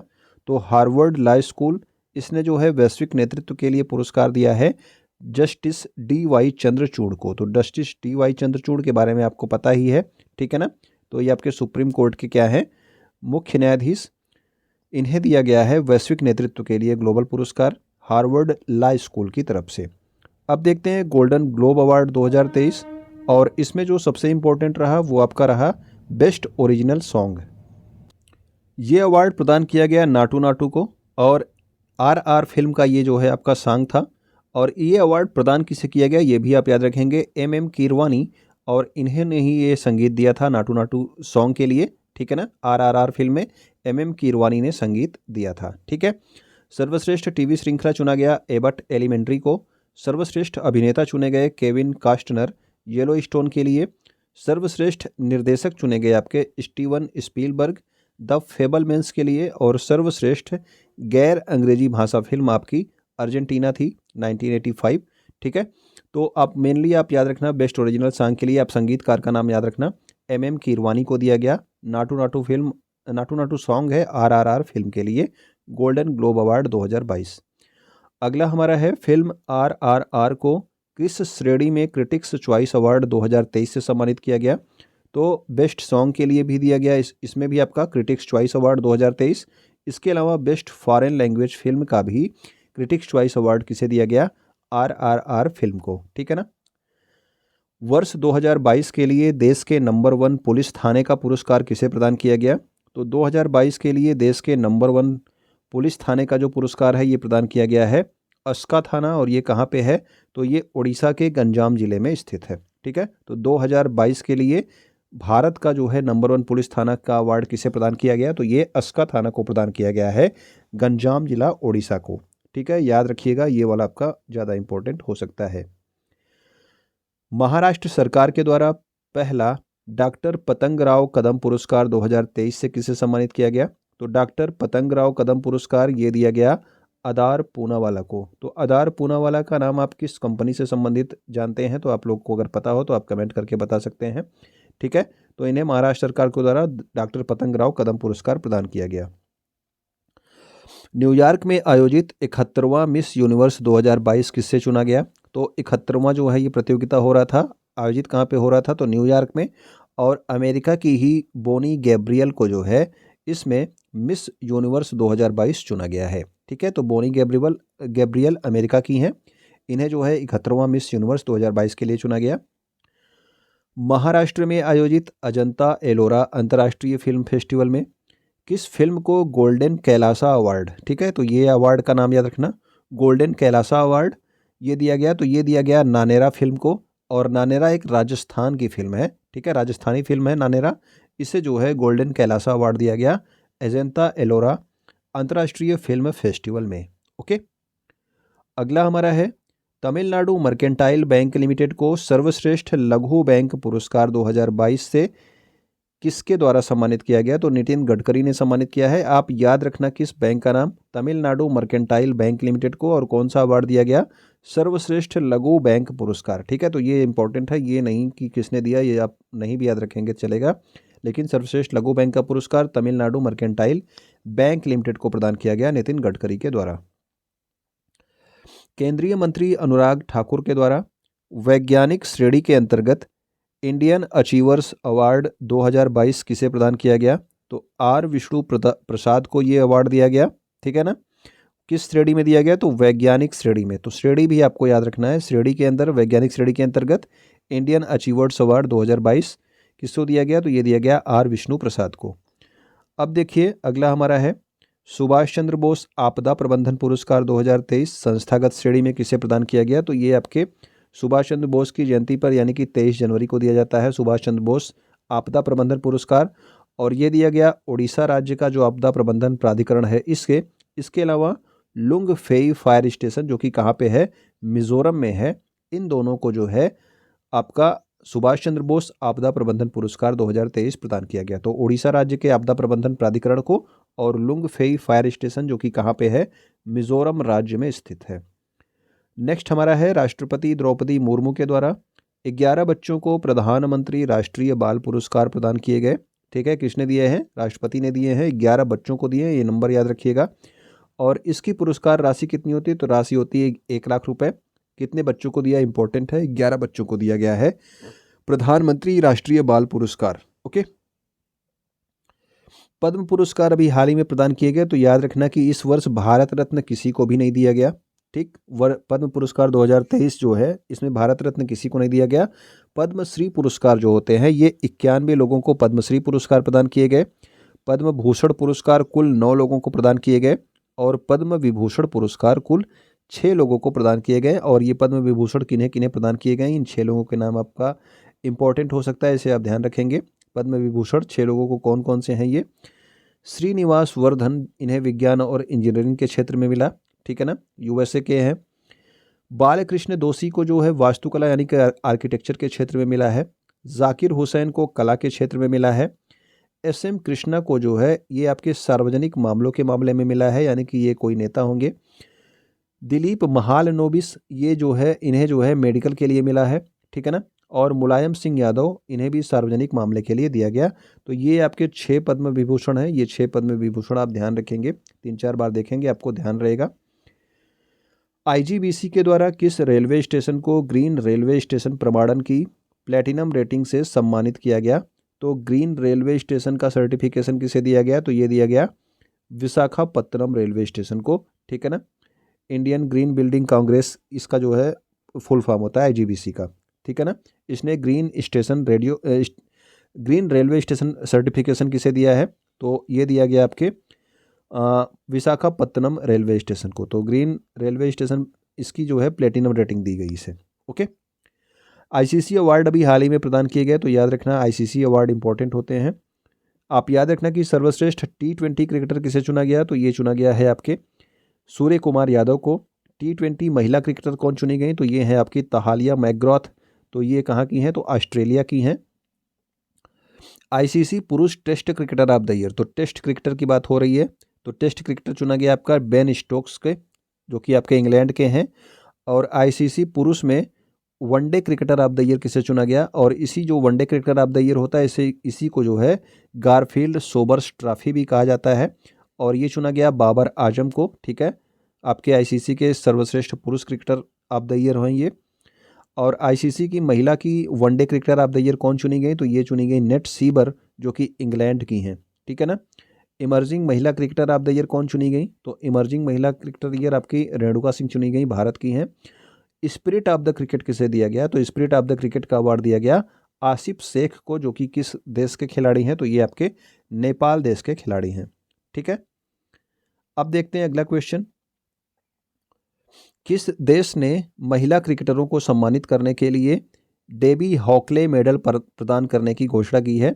तो डेबी हॉकले मेडल ये महिला क्रिकेटरों को दिया जाएगा न्यूजीलैंड के द्वारा।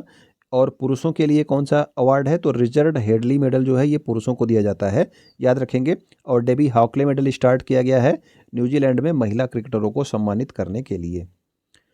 अगला हमारा है, न्यायाधीशों के एक पैनल द्वारा गणतंत्र दिवस परेड की सर्वश्रेष्ठ झांकी किसे घोषित किया गया? तो गणतंत्र दिवस परेड में जो झांकियां शामिल हुई थी उसमें सर्वश्रेष्ठ झांकी दिया गया किसे? उत्तराखंड की झांकी को। ठीक है, और ये किसने चुना? न्यायाधीशों के एक पैनल ने चुना है। जबकि माई जीओवी जो पोर्टल है उस पर सर्वश्रेष्ठ झांकी जो है लोग वोट करते हैं, और लोगों ने किसे वोट किया? तो गुजरात को। ठीक है, तो माई जीओवी पोर्टल पर सर्वश्रेष्ठ झांकी जो है गुजरात की झांकी को चुनी गई। जबकि आपका गणतंत्र दिवस परेड में जो सर्वश्रेष्ठ झांकी चुनी गई न्यायाधीशों के पैनल द्वारा वो आपकी उत्तराखंड की झांकी थी। ठीक है, तो ये हमारे महत्वपूर्ण पुरस्कार थे। अब हम देखेंगे जनवरी माह में जो आपके महत्वपूर्ण ऐप्स और पोर्टल लॉन्च हुए हैं उनके बारे में। किस संस्थान के द्वारा स्वदेशी मोबाइल ऑपरेटिंग सिस्टम, जिसका नाम क्या रखा गया है? BHAROS, यानी कि भार OS, आप भारत OS कह सकते हो। ठीक है ना, तो ये आपका स्वदेशी तरीके से निर्मित मोबाइल ऑपरेटिंग सिस्टम है। इसे बनाया किसने? तो IIT मद्रास ने इसको जो है क्या किया है? विकसित किया है, इसको डेवलप किया है। अगला हमारा है गणतंत्र दिवस और स्वतंत्रता दिवस समारोह के पास के लिए जो भी आपके पास जो है दिए जाते हैं गणतंत्र दिवस समारोह और स्वतंत्रता दिवस समारोह में, वहाँ पर आप पास को जो है प्राप्त करने के लिए एक पोर्टल लॉन्च किया गया। उस पोर्टल का क्या नाम है?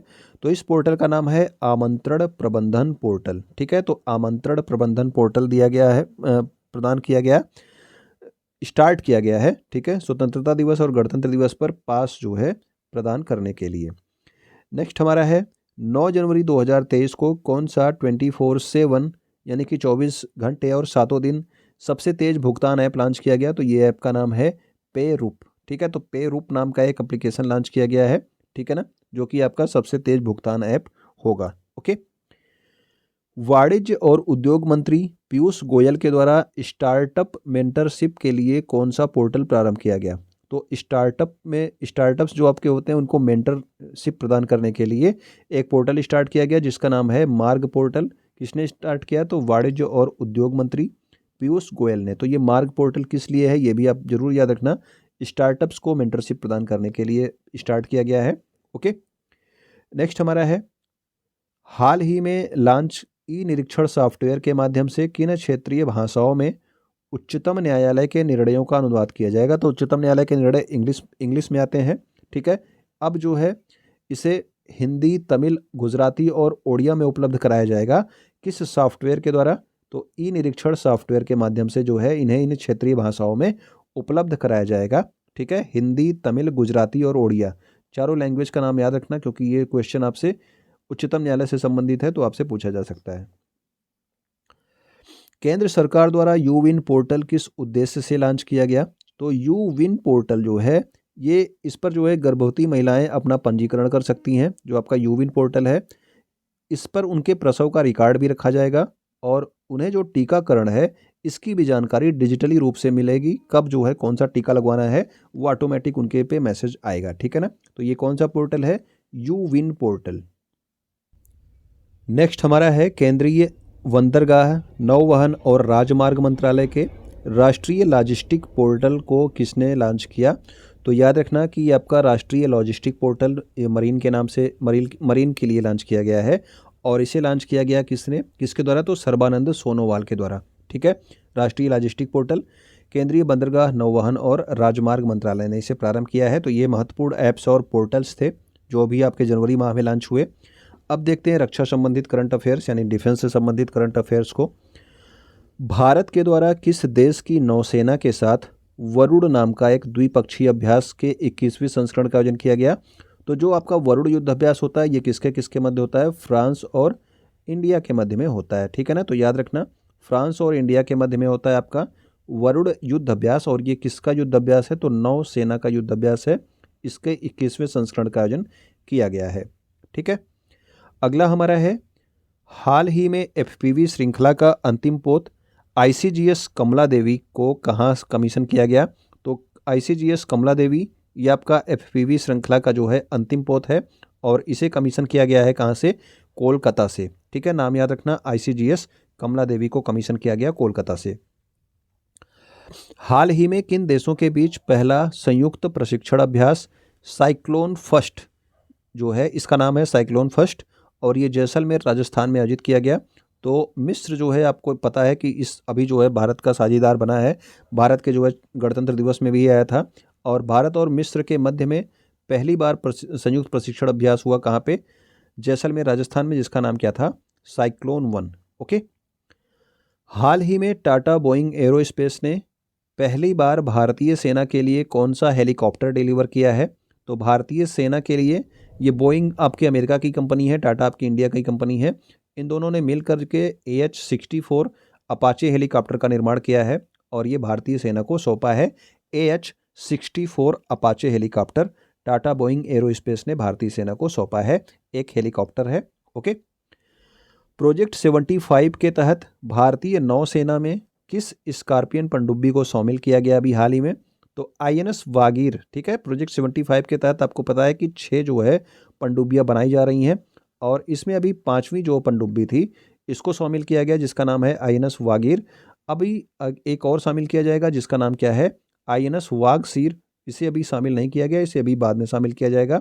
अभी जो शामिल हुआ है वो है आपका INS वागीर। किस क्लास की पनडुब्बी है? तो स्कॉर्पियन क्लास की पनडुब्बी है, याद रखिएगा। भारतीय नौसेना, थल सेना, वायुसेना इन तीनों के द्वारा, ठीक है ना, ये तीनों जो है इन तीनों के द्वारा वार्षिक द्विवार्षिक जो है यानी कि 2 वर्षों में एक बार ये भारत की थल सेना, नौसेना, वायुसेना इनका मेगा अभ्यास होता है जिसका नाम क्या है, एम्फेक्स 2023। तो एम्फेक्स 2023 2 वर्षों में एक बार होता है तीनों सेनाओं के द्वारा, भारत की तीनों सेनाओं के द्वारा। और इसका आयोजन इस वर्ष कहाँ किया गया, तो इसका आयोजन किया गया काकीनाडा, आंध्र प्रदेश। तो एम्फेक्स याद रखना आप लोग, एम्फेक्स जो आपका युद्धाभ्यास है ये भारत की ही तीनों सेनाओं के मध्य में किया जाता है और 2023 में कहाँ पे किया गया, काकीनाडा, आंध्र प्रदेश में। वायुसेना द्वारा पूर्वोत्तर भारत में किस अभ्यास के आयोजन की घोषणा की गई, तो वायुसेना द्वारा पूर्वोत्तर भारत में प्रलय नाम का एक अभ्यास की घोषणा की गई। तो जो प्रलय अभ्यास है ये आपके पूर्वोत्तर भारत में किया जाएगा, ठीक है। किसका जो है अभ्यास है, तो ये वायुसेना का अभ्यास है। भारतीय नौसेना द्वारा हिंद महासागर में कौन सा द्विवार्षिक युद्धाभ्यास आयोजित किया गया, तो याद रखना अभी आपने देखा था क्या, एम्फेक्स देखा था, ठीक है ना। तो एम्फेक्स किसका था, तो एम्फेक्स तो आपके भारत की तीनों सेनाओं का था, लेकिन ये क्या है आपका ट्रोपेक्स, ठीक है। ट्रोपेक्स 2023 ये केवल भारतीय नौसेना का है, ये भी 2 वर्षों में एक बार युद्धाभ्यास आयोजित किया जाता है ट्रोपेक्स का, ठीक है। तो ट्रोपेक्स जो है ये केवल भारतीय नौसेना का है। जो ये आपका एम्फेक्स था ये भी 2 वर्ष में आयोजित किया जाता है एक बार, और ये भारत की तीनों सेनाओं का जो है युद्धाभ्यास है, ठीक है। तो एम्फेक्स और ट्रोपेक्स दोनों आप ध्यान रखेंगे। तो ये कुछ जो है रक्षा संबंधी महत्वपूर्ण करंट अफेयर्स थे। अब देखते हैं टेक्नोलॉजी यानी कि प्रौद्योगिकी से संबंधित जनवरी माह में क्या करंट अफेयर्स बने हैं हमारे। डीआरडीओ के द्वारा कम दूरी की बैलिस्टिक मिसाइल पृथ्वी 2 का परीक्षण कहाँ से किया गया, तो पृथ्वी 2 का परीक्षण अभी हाल ही में डीआरडीओ ने किया है। ये कम दूरी की आपकी बैलिस्टिक मिसाइल है और इसे उड़ीसा के तट से जो है परीक्षण किया गया है पृथ्वी 2 मिसाइल का। वर्ष 2025 तक मौसम के सटीक पूर्वानुमान के लिए पूरे देश में डॉपलर वेदर रडार नेटवर्क स्थापित करने की घोषणा किसके द्वारा की गई, तो डॉपलर वेदर रडार नेटवर्क ये पृथ्वी विज्ञान मंत्रालय के द्वारा जो है स्थापित किया जाएगा। कब तक स्थापित किया जाएगा, तो 2025 तक, ठीक है। मौसम का सटीक पूर्वानुमान लगाने के लिए पूरे देश में डॉपलर वेदर रडार नेटवर्क स्थापित करेगा पृथ्वी विज्ञान मंत्रालय। नासा के द्वारा परमाणु थर्मल रॉकेट इंजन बनाने के लिए कौन सी परियोजना को प्रारंभ करने की घोषणा की गई है, तो नासा जो है अब परमाणु थर्मल रॉकेट इंजन बनाएगी, ठीक है। परमाणु तो आपी रॉकेट इंजन, और इस मिशन का नाम रखा गया है ड्रेको मिशन, ठीक है। तो ड्रेको मिशन किसका है, तो ये आपके नासा का मिशन है ड्रेको मिशन। हाल ही में ब्रेन लाइक कंप्यूटिंग के लिए आर्टिफिशियल सिनेप्स का आविष्कार किस देश के वैज्ञानिकों द्वारा किया, तो भारत और ऑस्ट्रेलिया ने मिलकर जो ब्रेन की तरह आपका, जिस तरह से आपका ब्रेन काम करता है उस तरह से कंप्यूटिंग का विकास किया गया है। इसके लिए आर्टिफिशियल सिनेप्स का आविष्कार किया, किसने किया, तो भारत और ऑस्ट्रेलिया ने इसको मिलकर किया है, ठीक है। भुगतान की आधुनिक प्रणाली T+1 सेटलमेंट, तो T+1 सेटलमेंट ये किससे संबंधित है, शेयर बाजार से संबंधित है, ध्यान रखिएगा। T+1 सेटलमेंट शेयर बाजार से संबंधित है और शेयर बाजार को जो है कंट्रोल कौन सी संस्था करती है, तो ये आपकी कौन सी है, तो सेबी जो होता है ये आपका कंट्रोल करता है शेयर बाजार को, ठीक है ना। तो भुगतान की जो T+1 सेटलमेंट तकनीक है ये आपके शेयर बाजार से संबंधित है, याद। और देखते हैं पहला क्वेश्चन, किस राज्य सरकार द्वारा सरकारी नौकरियों में महिलाओं को 30% का क्षैतिज आरक्षण प्रदान करने के लिए कानून बनाया गया है, तो सरकारी नौकरियों में महिलाओं को 30% का क्षैतिज आरक्षण कहाँ पे दिया जाएगा, तो ये है आपका उत्तराखंड राज्य, यहाँ पे इसके लिए कानून बनाया जा चुका है, ठीक है। अगला हमारा है, कोलकाता में स्थित राष्ट्रीय जल और स्वच्छता संस्थान का नाम बदलकर क्या रखा गया, पहले इसका नाम था राष्ट्रीय जल और स्वच्छता संस्थान, अब इसका नाम बदल के रख दिया गया है डॉक्टर श्यामा प्रसाद मुखर्जी राष्ट्रीय जल और स्वच्छता संस्थान, ठीक है। तो डॉक्टर श्यामा प्रसाद मुखर्जी के नाम पे जो है इसका नाम चेंज कर दिया गया है राष्ट्रीय जल और स्वच्छता संस्थान का। नेक्स्ट हमारा है 56वें ज्ञानपीठ पुरस्कार 2021 से सम्मानित कवि नीलमणि फुकन, तो इनका नाम आपने जरूर पढ़ा होगा। ये 56वें ज्ञानपीठ पुरस्कार इन्हें दिया गया था, नीलमणि फुकन, और इनका भी हाल ही में निधन हो गया है, ठीक है। तो ये किस राज्य से थे आपको बताना है, तो ये आपके असम राज्य से थे, और आप याद रखेंगे नीलमणि फुकन 56वां ज्ञानपीठ पुरस्कार 2021 के लिए इन्हें प्रदान किया गया था, हाल ही में इनकी मृत्यु हो गई है। दिग्गज क्रिकेटर हाशिम अमला ने हाल ही में संन्यास ले लिया, तो ये आपके क्रिकेट से संबंधित थे हाशिम अमला। आपको बताना है ये किस देश के खिलाड़ी थे, तो ये जो है दक्षिण अफ्रीका देश के खिलाड़ी थे हाशिम अमला, ओके। छत्तीसगढ़ के किस राष्ट्रीय उद्यान में दुर्लभ नारंगी रंग के चमगादड़ की प्रजाति देखी गई। तो चमगादड़ की प्रजाति अधिकतर आपकी ब्लैक कलर की दिखती है, तो ये आपका नारंगी कलर की जो है चमगादड़ की प्रजाति देखी गई है। तो कहाँ पे देखी गई? तो ये देखी गई है कांगेर घाटी राष्ट्रीय उद्यान में, और ये कहाँ पे है? तो छत्तीसगढ़ में है। ठीक है, कांगेर घाटी राष्ट्रीय उद्यान आप याद रखना। कांगेर घाटी नेशनल पार्क कहाँ पे है? तो छत्तीसगढ़ में है। यहीं पे आपका नारंगी रंग की जो है चमगादड़ की प्रजाति देखी गई। देश में पहली बार किस राज्य के द्वारा छात्राओं को 60 दिनों के मातृत्व अवकाश देने की घोषणा की गई है? तो 60 दिनों का मातृत्व अवकाश, इसमें जो आपका लड़कियों का जो पीरियड टाइम होता है उसके लिए भी हर महीने इन्हें छुट्टी दी जाएगी। ठीक है, तो ये आपका केरल राज्य के द्वारा इसे प्रारंभ किया गया है। यूनेस्को द्वारा अंतर्राष्ट्रीय शिक्षा दिवस 2023 की थीम किस देश की महिलाओं को समर्पित करने की घोषणा की गई है? तो ये आपका मोस्ट इंपॉर्टेंट क्वेश्चन बन सकता है, याद रखेंगे आप। यूनेस्को ने अंतर्राष्ट्रीय शिक्षा दिवस कब होता है? तो ये होता है आपके 24 जनवरी को। प्रत्येक वर्ष 24 जनवरी को अंतर्राष्ट्रीय शिक्षा दिवस होता है।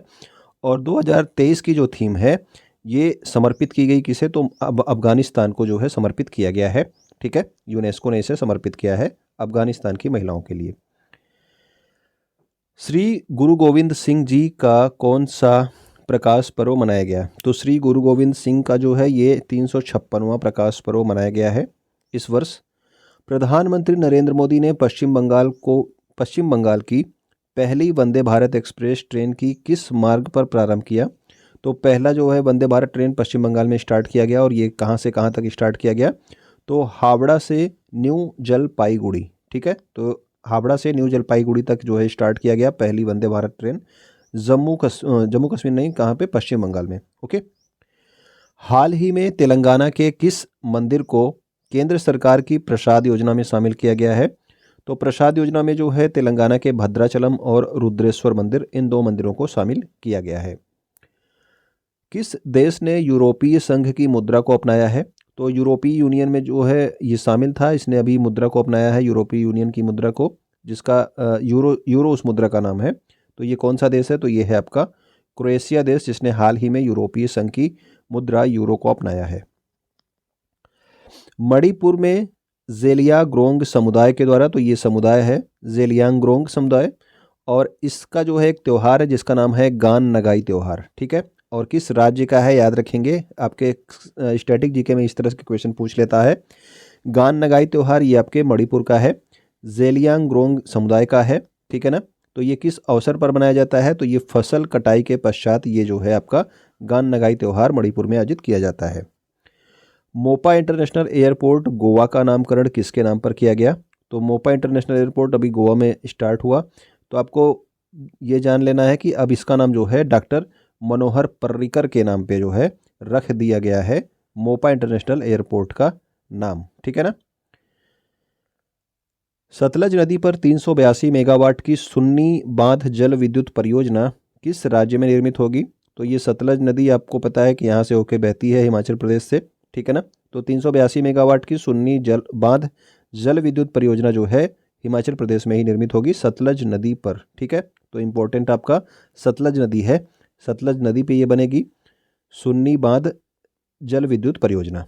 ठीक, किस देश द्वारा सूडान में, और हिमाचल प्रदेश भी आप याद रख सकते हैं। अगला हमारा है, किस देश द्वारा सूडान में सबसे बड़े महिला शांति रक्षकों के दस्ते को तैनात करने की घोषणा की है? तो पहली बार जो है महिला शांति रक्षक जो है यहाँ पे तैनात की जाएंगी सूडान में। ठीक है, और ये घोषणा किसके द्वारा की गई है? तो ये घोषणा की गई है आपके भारत के द्वारा। जनवरी 2023 में भारत के 79वें ग्रैंड मास्टर कौन बने हैं? तो ये ग्रैंड मास्टर अगर आपका 1-2 महीने में कोई एग्ज़ाम होगा तो उसमें पूछा जा सकता है, तो ये आप याद रखना। 79वें जो लेटेस्ट है इनका नाम है प्रणेश एम। ओके। हाल ही में चर्चा में रहा जैन समुदाय का पवित्र स्थान सम्मेद शिखर कहाँ पे स्थित है? तो सम्मेद शिखर को जो है पर्यटन स्थल घोषित कर दिया गया था, जिसके विरुद्ध में जो है काफ़ी विरोध किया गया। तो सम्मेद शिखर जो है ये आपके झारखंड में पारसनाथ की पहाड़ी है, वहाँ पर स्थित है सम्मेद शिखर। ठीक है, और ये जैन समुदाय का एक पवित्र स्थान है। देश में वर्ष 2007 से 2022 के बीच किस बीमारी के मामलों में 98.7% की कमी दर्ज की गई? तो काला जार जो है ये बीमारी है, ठीक है ना। सीसी फ्लाई की वजह से शायद ये रोग होता है, आप लोग करेक्ट करिएगा अगर जो है मैं गलत हूँगा तो। ठीक, तो इसमें जो है 98.7% की कमी दर्ज की गई है 2007 से 2022 के बीच में जो भी मामले आए हैं इससे संबंधित। हाल ही में किस राज्य में जातीय और आर्थिक जनगणना 2023 प्रारंभ की गई? तो जातीय और आर्थिक जनगणना ये आपके बिहार में प्रारंभ की गई है। अब उत्तर प्रदेश की विपक्षी जो मुख्य पार्टी हैं उनके द्वारा भी जो है ये गणना की जाने की मांग की जा रही है। इस तरह की गणनाएं जो हैं समाज को विभाजित करती हैं और नेता लोग यही चाहते हैं। उत्तराखंड के किस शहर को आपदा संभावित क्षेत्र घोषित किया गया है? तो उत्तराखंड के जो है जोशीमठ को आपदा संभावित क्षेत्र घोषित किया गया है, क्योंकि यहाँ पे कई घरों की जो है दीवारों में क्या आ गई थी, दरारें आ गई थी। और आज जो है आज अभी हाल ही में डोडा कहाँ पे है? तो डोडा आपके जम्मू कश्मीर में है। यहाँ पे भी 20-21 घरों में जो है दीवारें जो है आज देखी गई हैं, यानी कि आपके 4 फरवरी को। ठीक है। स्वास्थ्य और समृद्धि के लिए इमोइनू इरत्पा फेस्टिवल का आयोजन हाल ही में कहाँ पर किया गया? तो इमोइनू इरत्पा फेस्टिवल ये जो है आपके मणिपुर में इसका आयोजन किया गया है। और ये मणिपुर में अभी आपने देखा था गान नगाई फेस्टिवल, ठीक है ना। तो गान नगाई फेस्टिवल भी आपका मणिपुर का था। इमोइनू इरत्पा फेस्टिवल जो है ये भी आपके मणिपुर का है। ये किस लिए होता है? तो ये स्वास्थ्य और समृद्धि के लिए होता है, ठीक है ना। और वो आपका फसल कटाई के बाद जो है उसको आयोजित किया गया था। वरिष्ठ भाजपा नेता केसरीनाथ त्रिपाठी का हाल ही में निधन हुआ। वह किस राज्य के राज्यपाल रहे थे? तो ये पश्चिम बंगाल के राज्यपाल रहे थे और 3 बार ये उत्तर प्रदेश विधानसभा के अध्यक्ष भी रहे थे। ये भी आप याद रखना, इंपॉर्टेंट है। उत्तर प्रदेश विधानसभा के 3 बार अध्यक्ष रहे थे और पश्चिम बंगाल के ये राज्यपाल रह चुके थे। क्या नाम था इनका? केसरीनाथ त्रिपाठी। ओके। हाल ही में कर्नाटक राज्य के किन 2 स्थलों को स्वदेश दर्शन 2.0 योजना के तहत सूचीबद्ध किया गया? तो कर्नाटक राज्य में मैसूर और हम्पी जो है ये 2 स्थल हैं जिनको स्वदेश दर्शन योजना 2.0 के तहत सूचीबद्ध किया गया। ओके। छत्तीसगढ़ के रायपुर में मनाया गया, यहाँ पे बनाया नहीं होगा, मनाया गया पारंपरिक छेर छेरा महोत्सव। तो याद रखना ये आपका छेर छेरा महोत्सव कहाँ पे मनाया जाता है? तो ये मनाया जाता है आपके छत्तीसगढ़ में। ठीक है, तो छेर छेरा महोत्सव आपका कहाँ का है? तो ये आपके छत्तीसगढ़ का है। ठीक, तो ये किस विषय से संबंधित है? तो ये जो आपके एसएससी के जो एग्जाम्स होते हैं उसमें आपके सब्जेक्ट पूछ लिए जाते हैं, किस वजह से किस लिए ये त्यौहार मनाया जाता है। ये अब नहीं पूछता है किस राज्य में मनाया जाता है, अधिकतर अब ये किस वजह से मनाया जाता है, इस तरह के क्वेश्चंस आपसे पूछ लिया जाता है। तो जो ये छेर छेरा महोत्सव है छत्तीसगढ़ का है, इसमें जो है दान देने और दान लेने की जो है प्रथा है। ठीक है ना। हाल ही में संन्यास की घोषणा करने वाली भारत की स्टार महिला खिलाड़ी सानिया मिर्जा का संबंध किस खेल से है? तो सानिया मिर्जा आप याद रखेंगे कि ये टेनिस की खिलाड़ी थी और अभी इन्होंने हाल ही में संन्यास की घोषणा की है। ठीक है ना। और आपको पता होना चाहिए कि जो अभी ऑस्ट्रेलियन ओपन हुआ है जनवरी महीने में, उसमें ये इनकी मिक्स्ड डबल जोड़ी उप विजेता रही थी। ठीक है, यानी कि सानिया मिर्जा और रोहन बोपन्ना जो है इसमें उप विजेता रहे थे मिक्स्ड डबल्स में आपके ऑस्ट्रेलियन ओपन में। हाल ही में कश्मीर के पहले ज्ञानपीठ पुरस्कार विजेता, तो ये कश्मीर के पहले ज्ञानपीठ पुरस्कार विजेता थे, इनका नाम था प्रोफेसर रहमान राही। ठीक है ना। इनका हाल ही में निधन हो गया।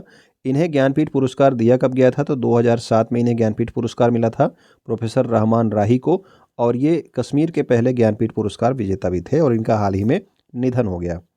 वर्ष 2022 में PM 2.5 की मात्रा के आधार पर सबसे प्रदूषित शहर कौन है?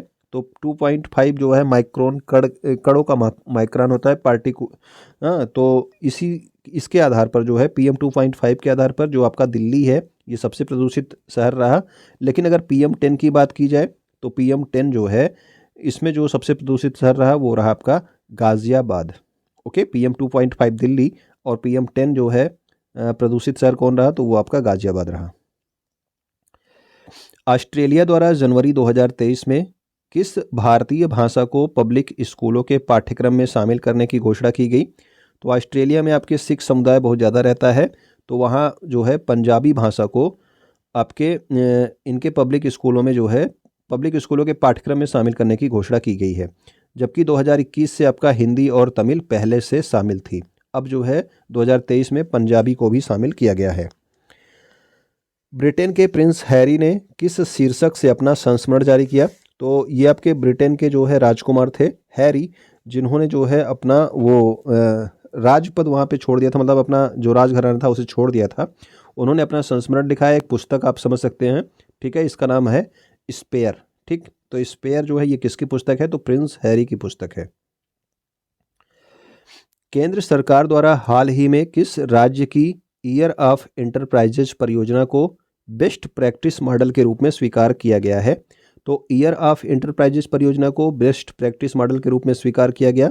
ये आपके केरल जो है राज्य की जो है परियोजना थी, ईयर ऑफ एंटरप्राइजेज परियोजना, और इसे केंद्र सरकार ने बेस्ट प्रैक्टिस मॉडल के रूप में स्वीकार किया है। ओके। हाल ही में संजीव सान्याल की पुस्तक revolutionaries the other story of how India won it's freedom, इस नाम से पुस्तक का विमोचन किसने किया? तो ये किया अमित शाह ने। आपको अमित शाह का नाम नहीं याद रखना है, आपको याद रखना है इस पुस्तक के लेखक कौन है। तो ये हैं आपके संजीव सान्याल, ठीक है। तो revolutionaries the other story of how India won it's freedom, इसके जो लेखक कौन है? तो ये हैं आपके संजीव सान्याल, ठीक है। नेक्स्ट क्वेश्चन हमारा है, हाल ही में पूर्व केंद्रीय मंत्री शरद यादव का निधन हो गया, इनका जन्म कहाँ हुआ था? तो शरद यादव का जो निधन हो गया ये आपके मध्य प्रदेश में इनका जन्म हुआ था, ठीक है ना। ये आपके केंद्रीय मंत्री भी रह चुके हैं शरद यादव, काफ़ी जाने माने नेता थे।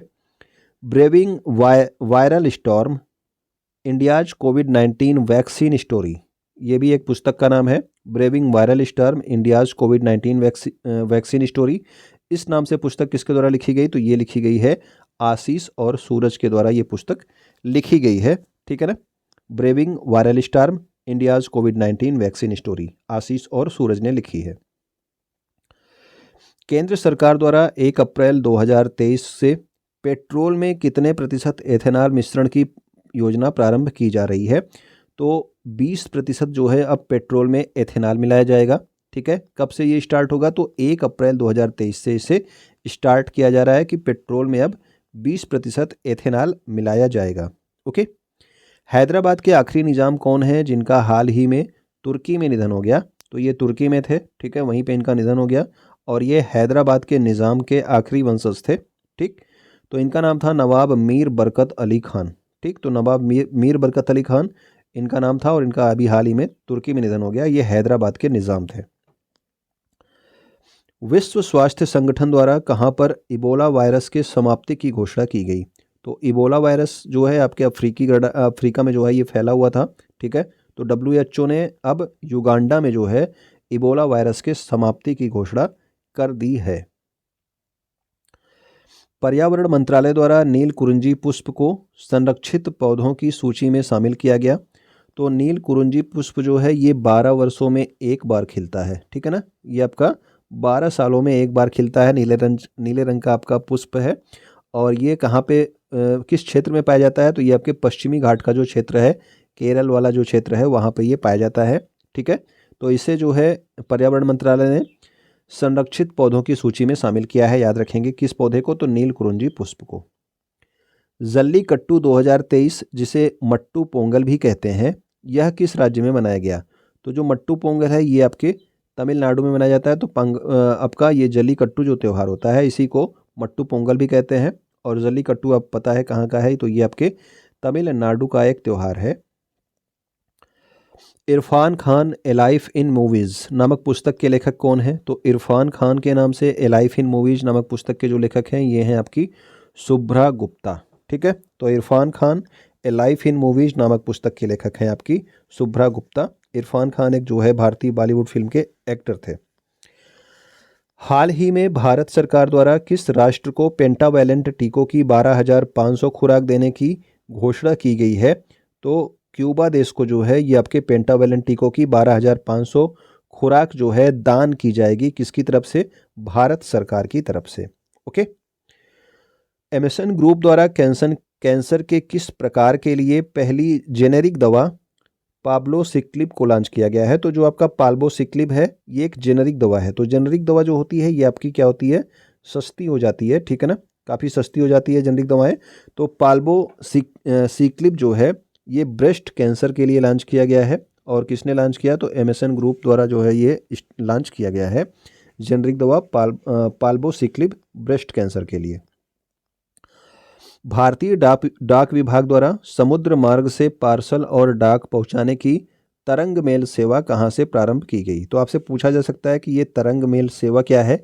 तो जो तरंग मेल सेवा है इसका अर्थ ये है कि ये इसमें जो है समुद्री मार्ग से पार्सल और डाक पहुंचाए जाएंगे, ठीक है ना। भारतीय डाक विभाग ने इसकी शुरुआत की है तरंग मेल सेवा की।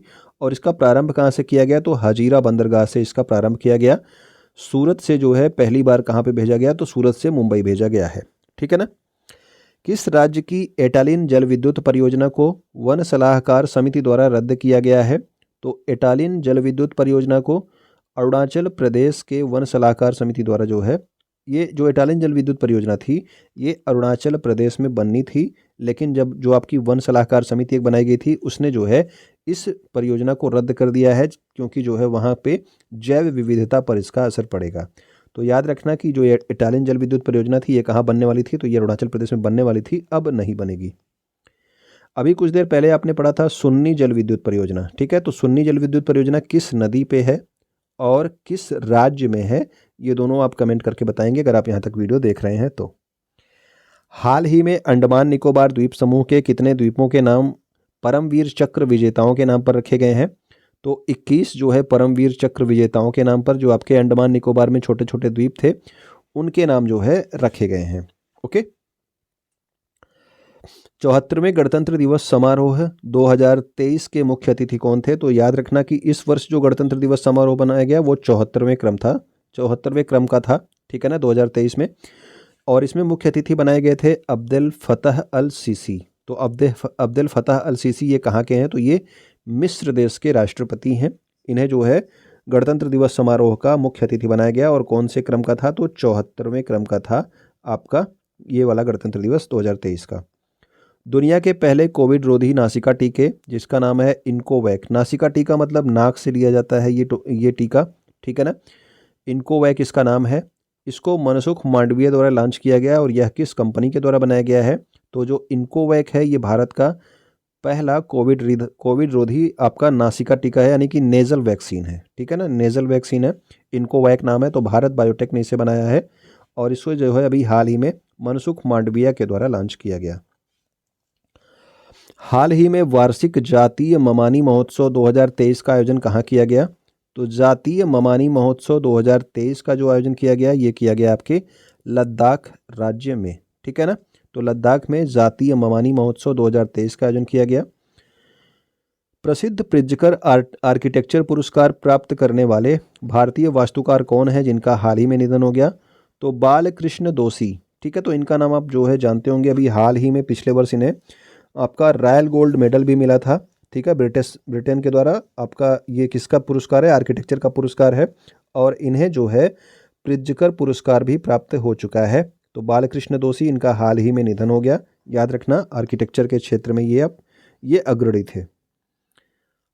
हाल ही में थाईलैंड में येलो बैंड डिजीज का प्रकोप देखा गया।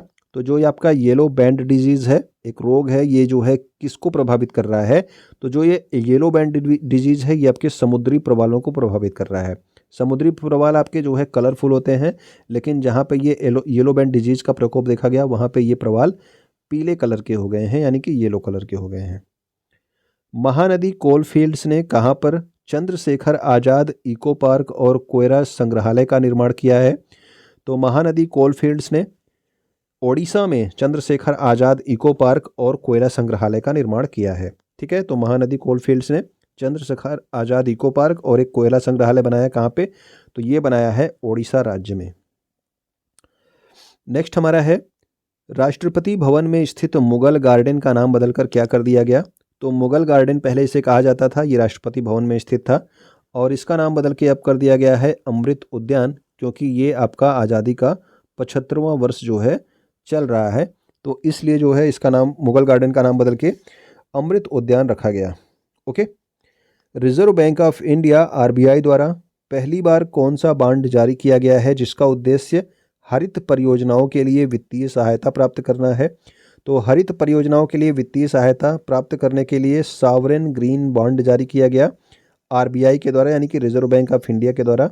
सॉवरेन ग्रीन बॉन्ड जारी किया गया हरित परियोजनाओं की वित्तीय सहायता प्राप्त करने के लिए। ठीक है, नेक्स्ट हमारा है ल्यूमिनस पावर टेक्नोलॉजी के द्वारा पहली ग्रीन सोलर पैनल फैक्ट्री कहाँ स्थापित करने की घोषणा की गई। तो ल्यूमिनस पावर टेक्नोलॉजी के द्वारा पहली ग्रीन सोलर फैक्ट्री जो है ये स्थापित की गई आपके रुद्रपुर उत्तराखंड में। ठीक है, तो ल्यूमिनस पावर टेक्नोलॉजी ने स्थापित की है पहली ग्रीन सोलर पैनल फैक्ट्री है रुद्रपुर उत्तराखंड में, इसे स्थापित किया गया। तो ये जो है हमारे करंट अफेयर्स थे, ये आपका कंप्लीट हो गया जनवरी महीने का करंट अफेयर्स। अगर आपको अच्छा लगा हो तो आप वीडियो को लाइक कर सकते हैं, सब्सक्राइब कर सकते हैं, अपने उन दोस्तों तक शेयर कर सकते हैं जो किसी भी एग्ज़ाम की तैयारी कर रहे हो। वीडियो को देखने के लिए आपका बहुत बहुत धन्यवाद। आप कुछ भी कमेंट करके इस पर बता सकते हैं। ठीक है, तो वीडियो देखने के लिए और कुछ नया सीखने के लिए बहुत बहुत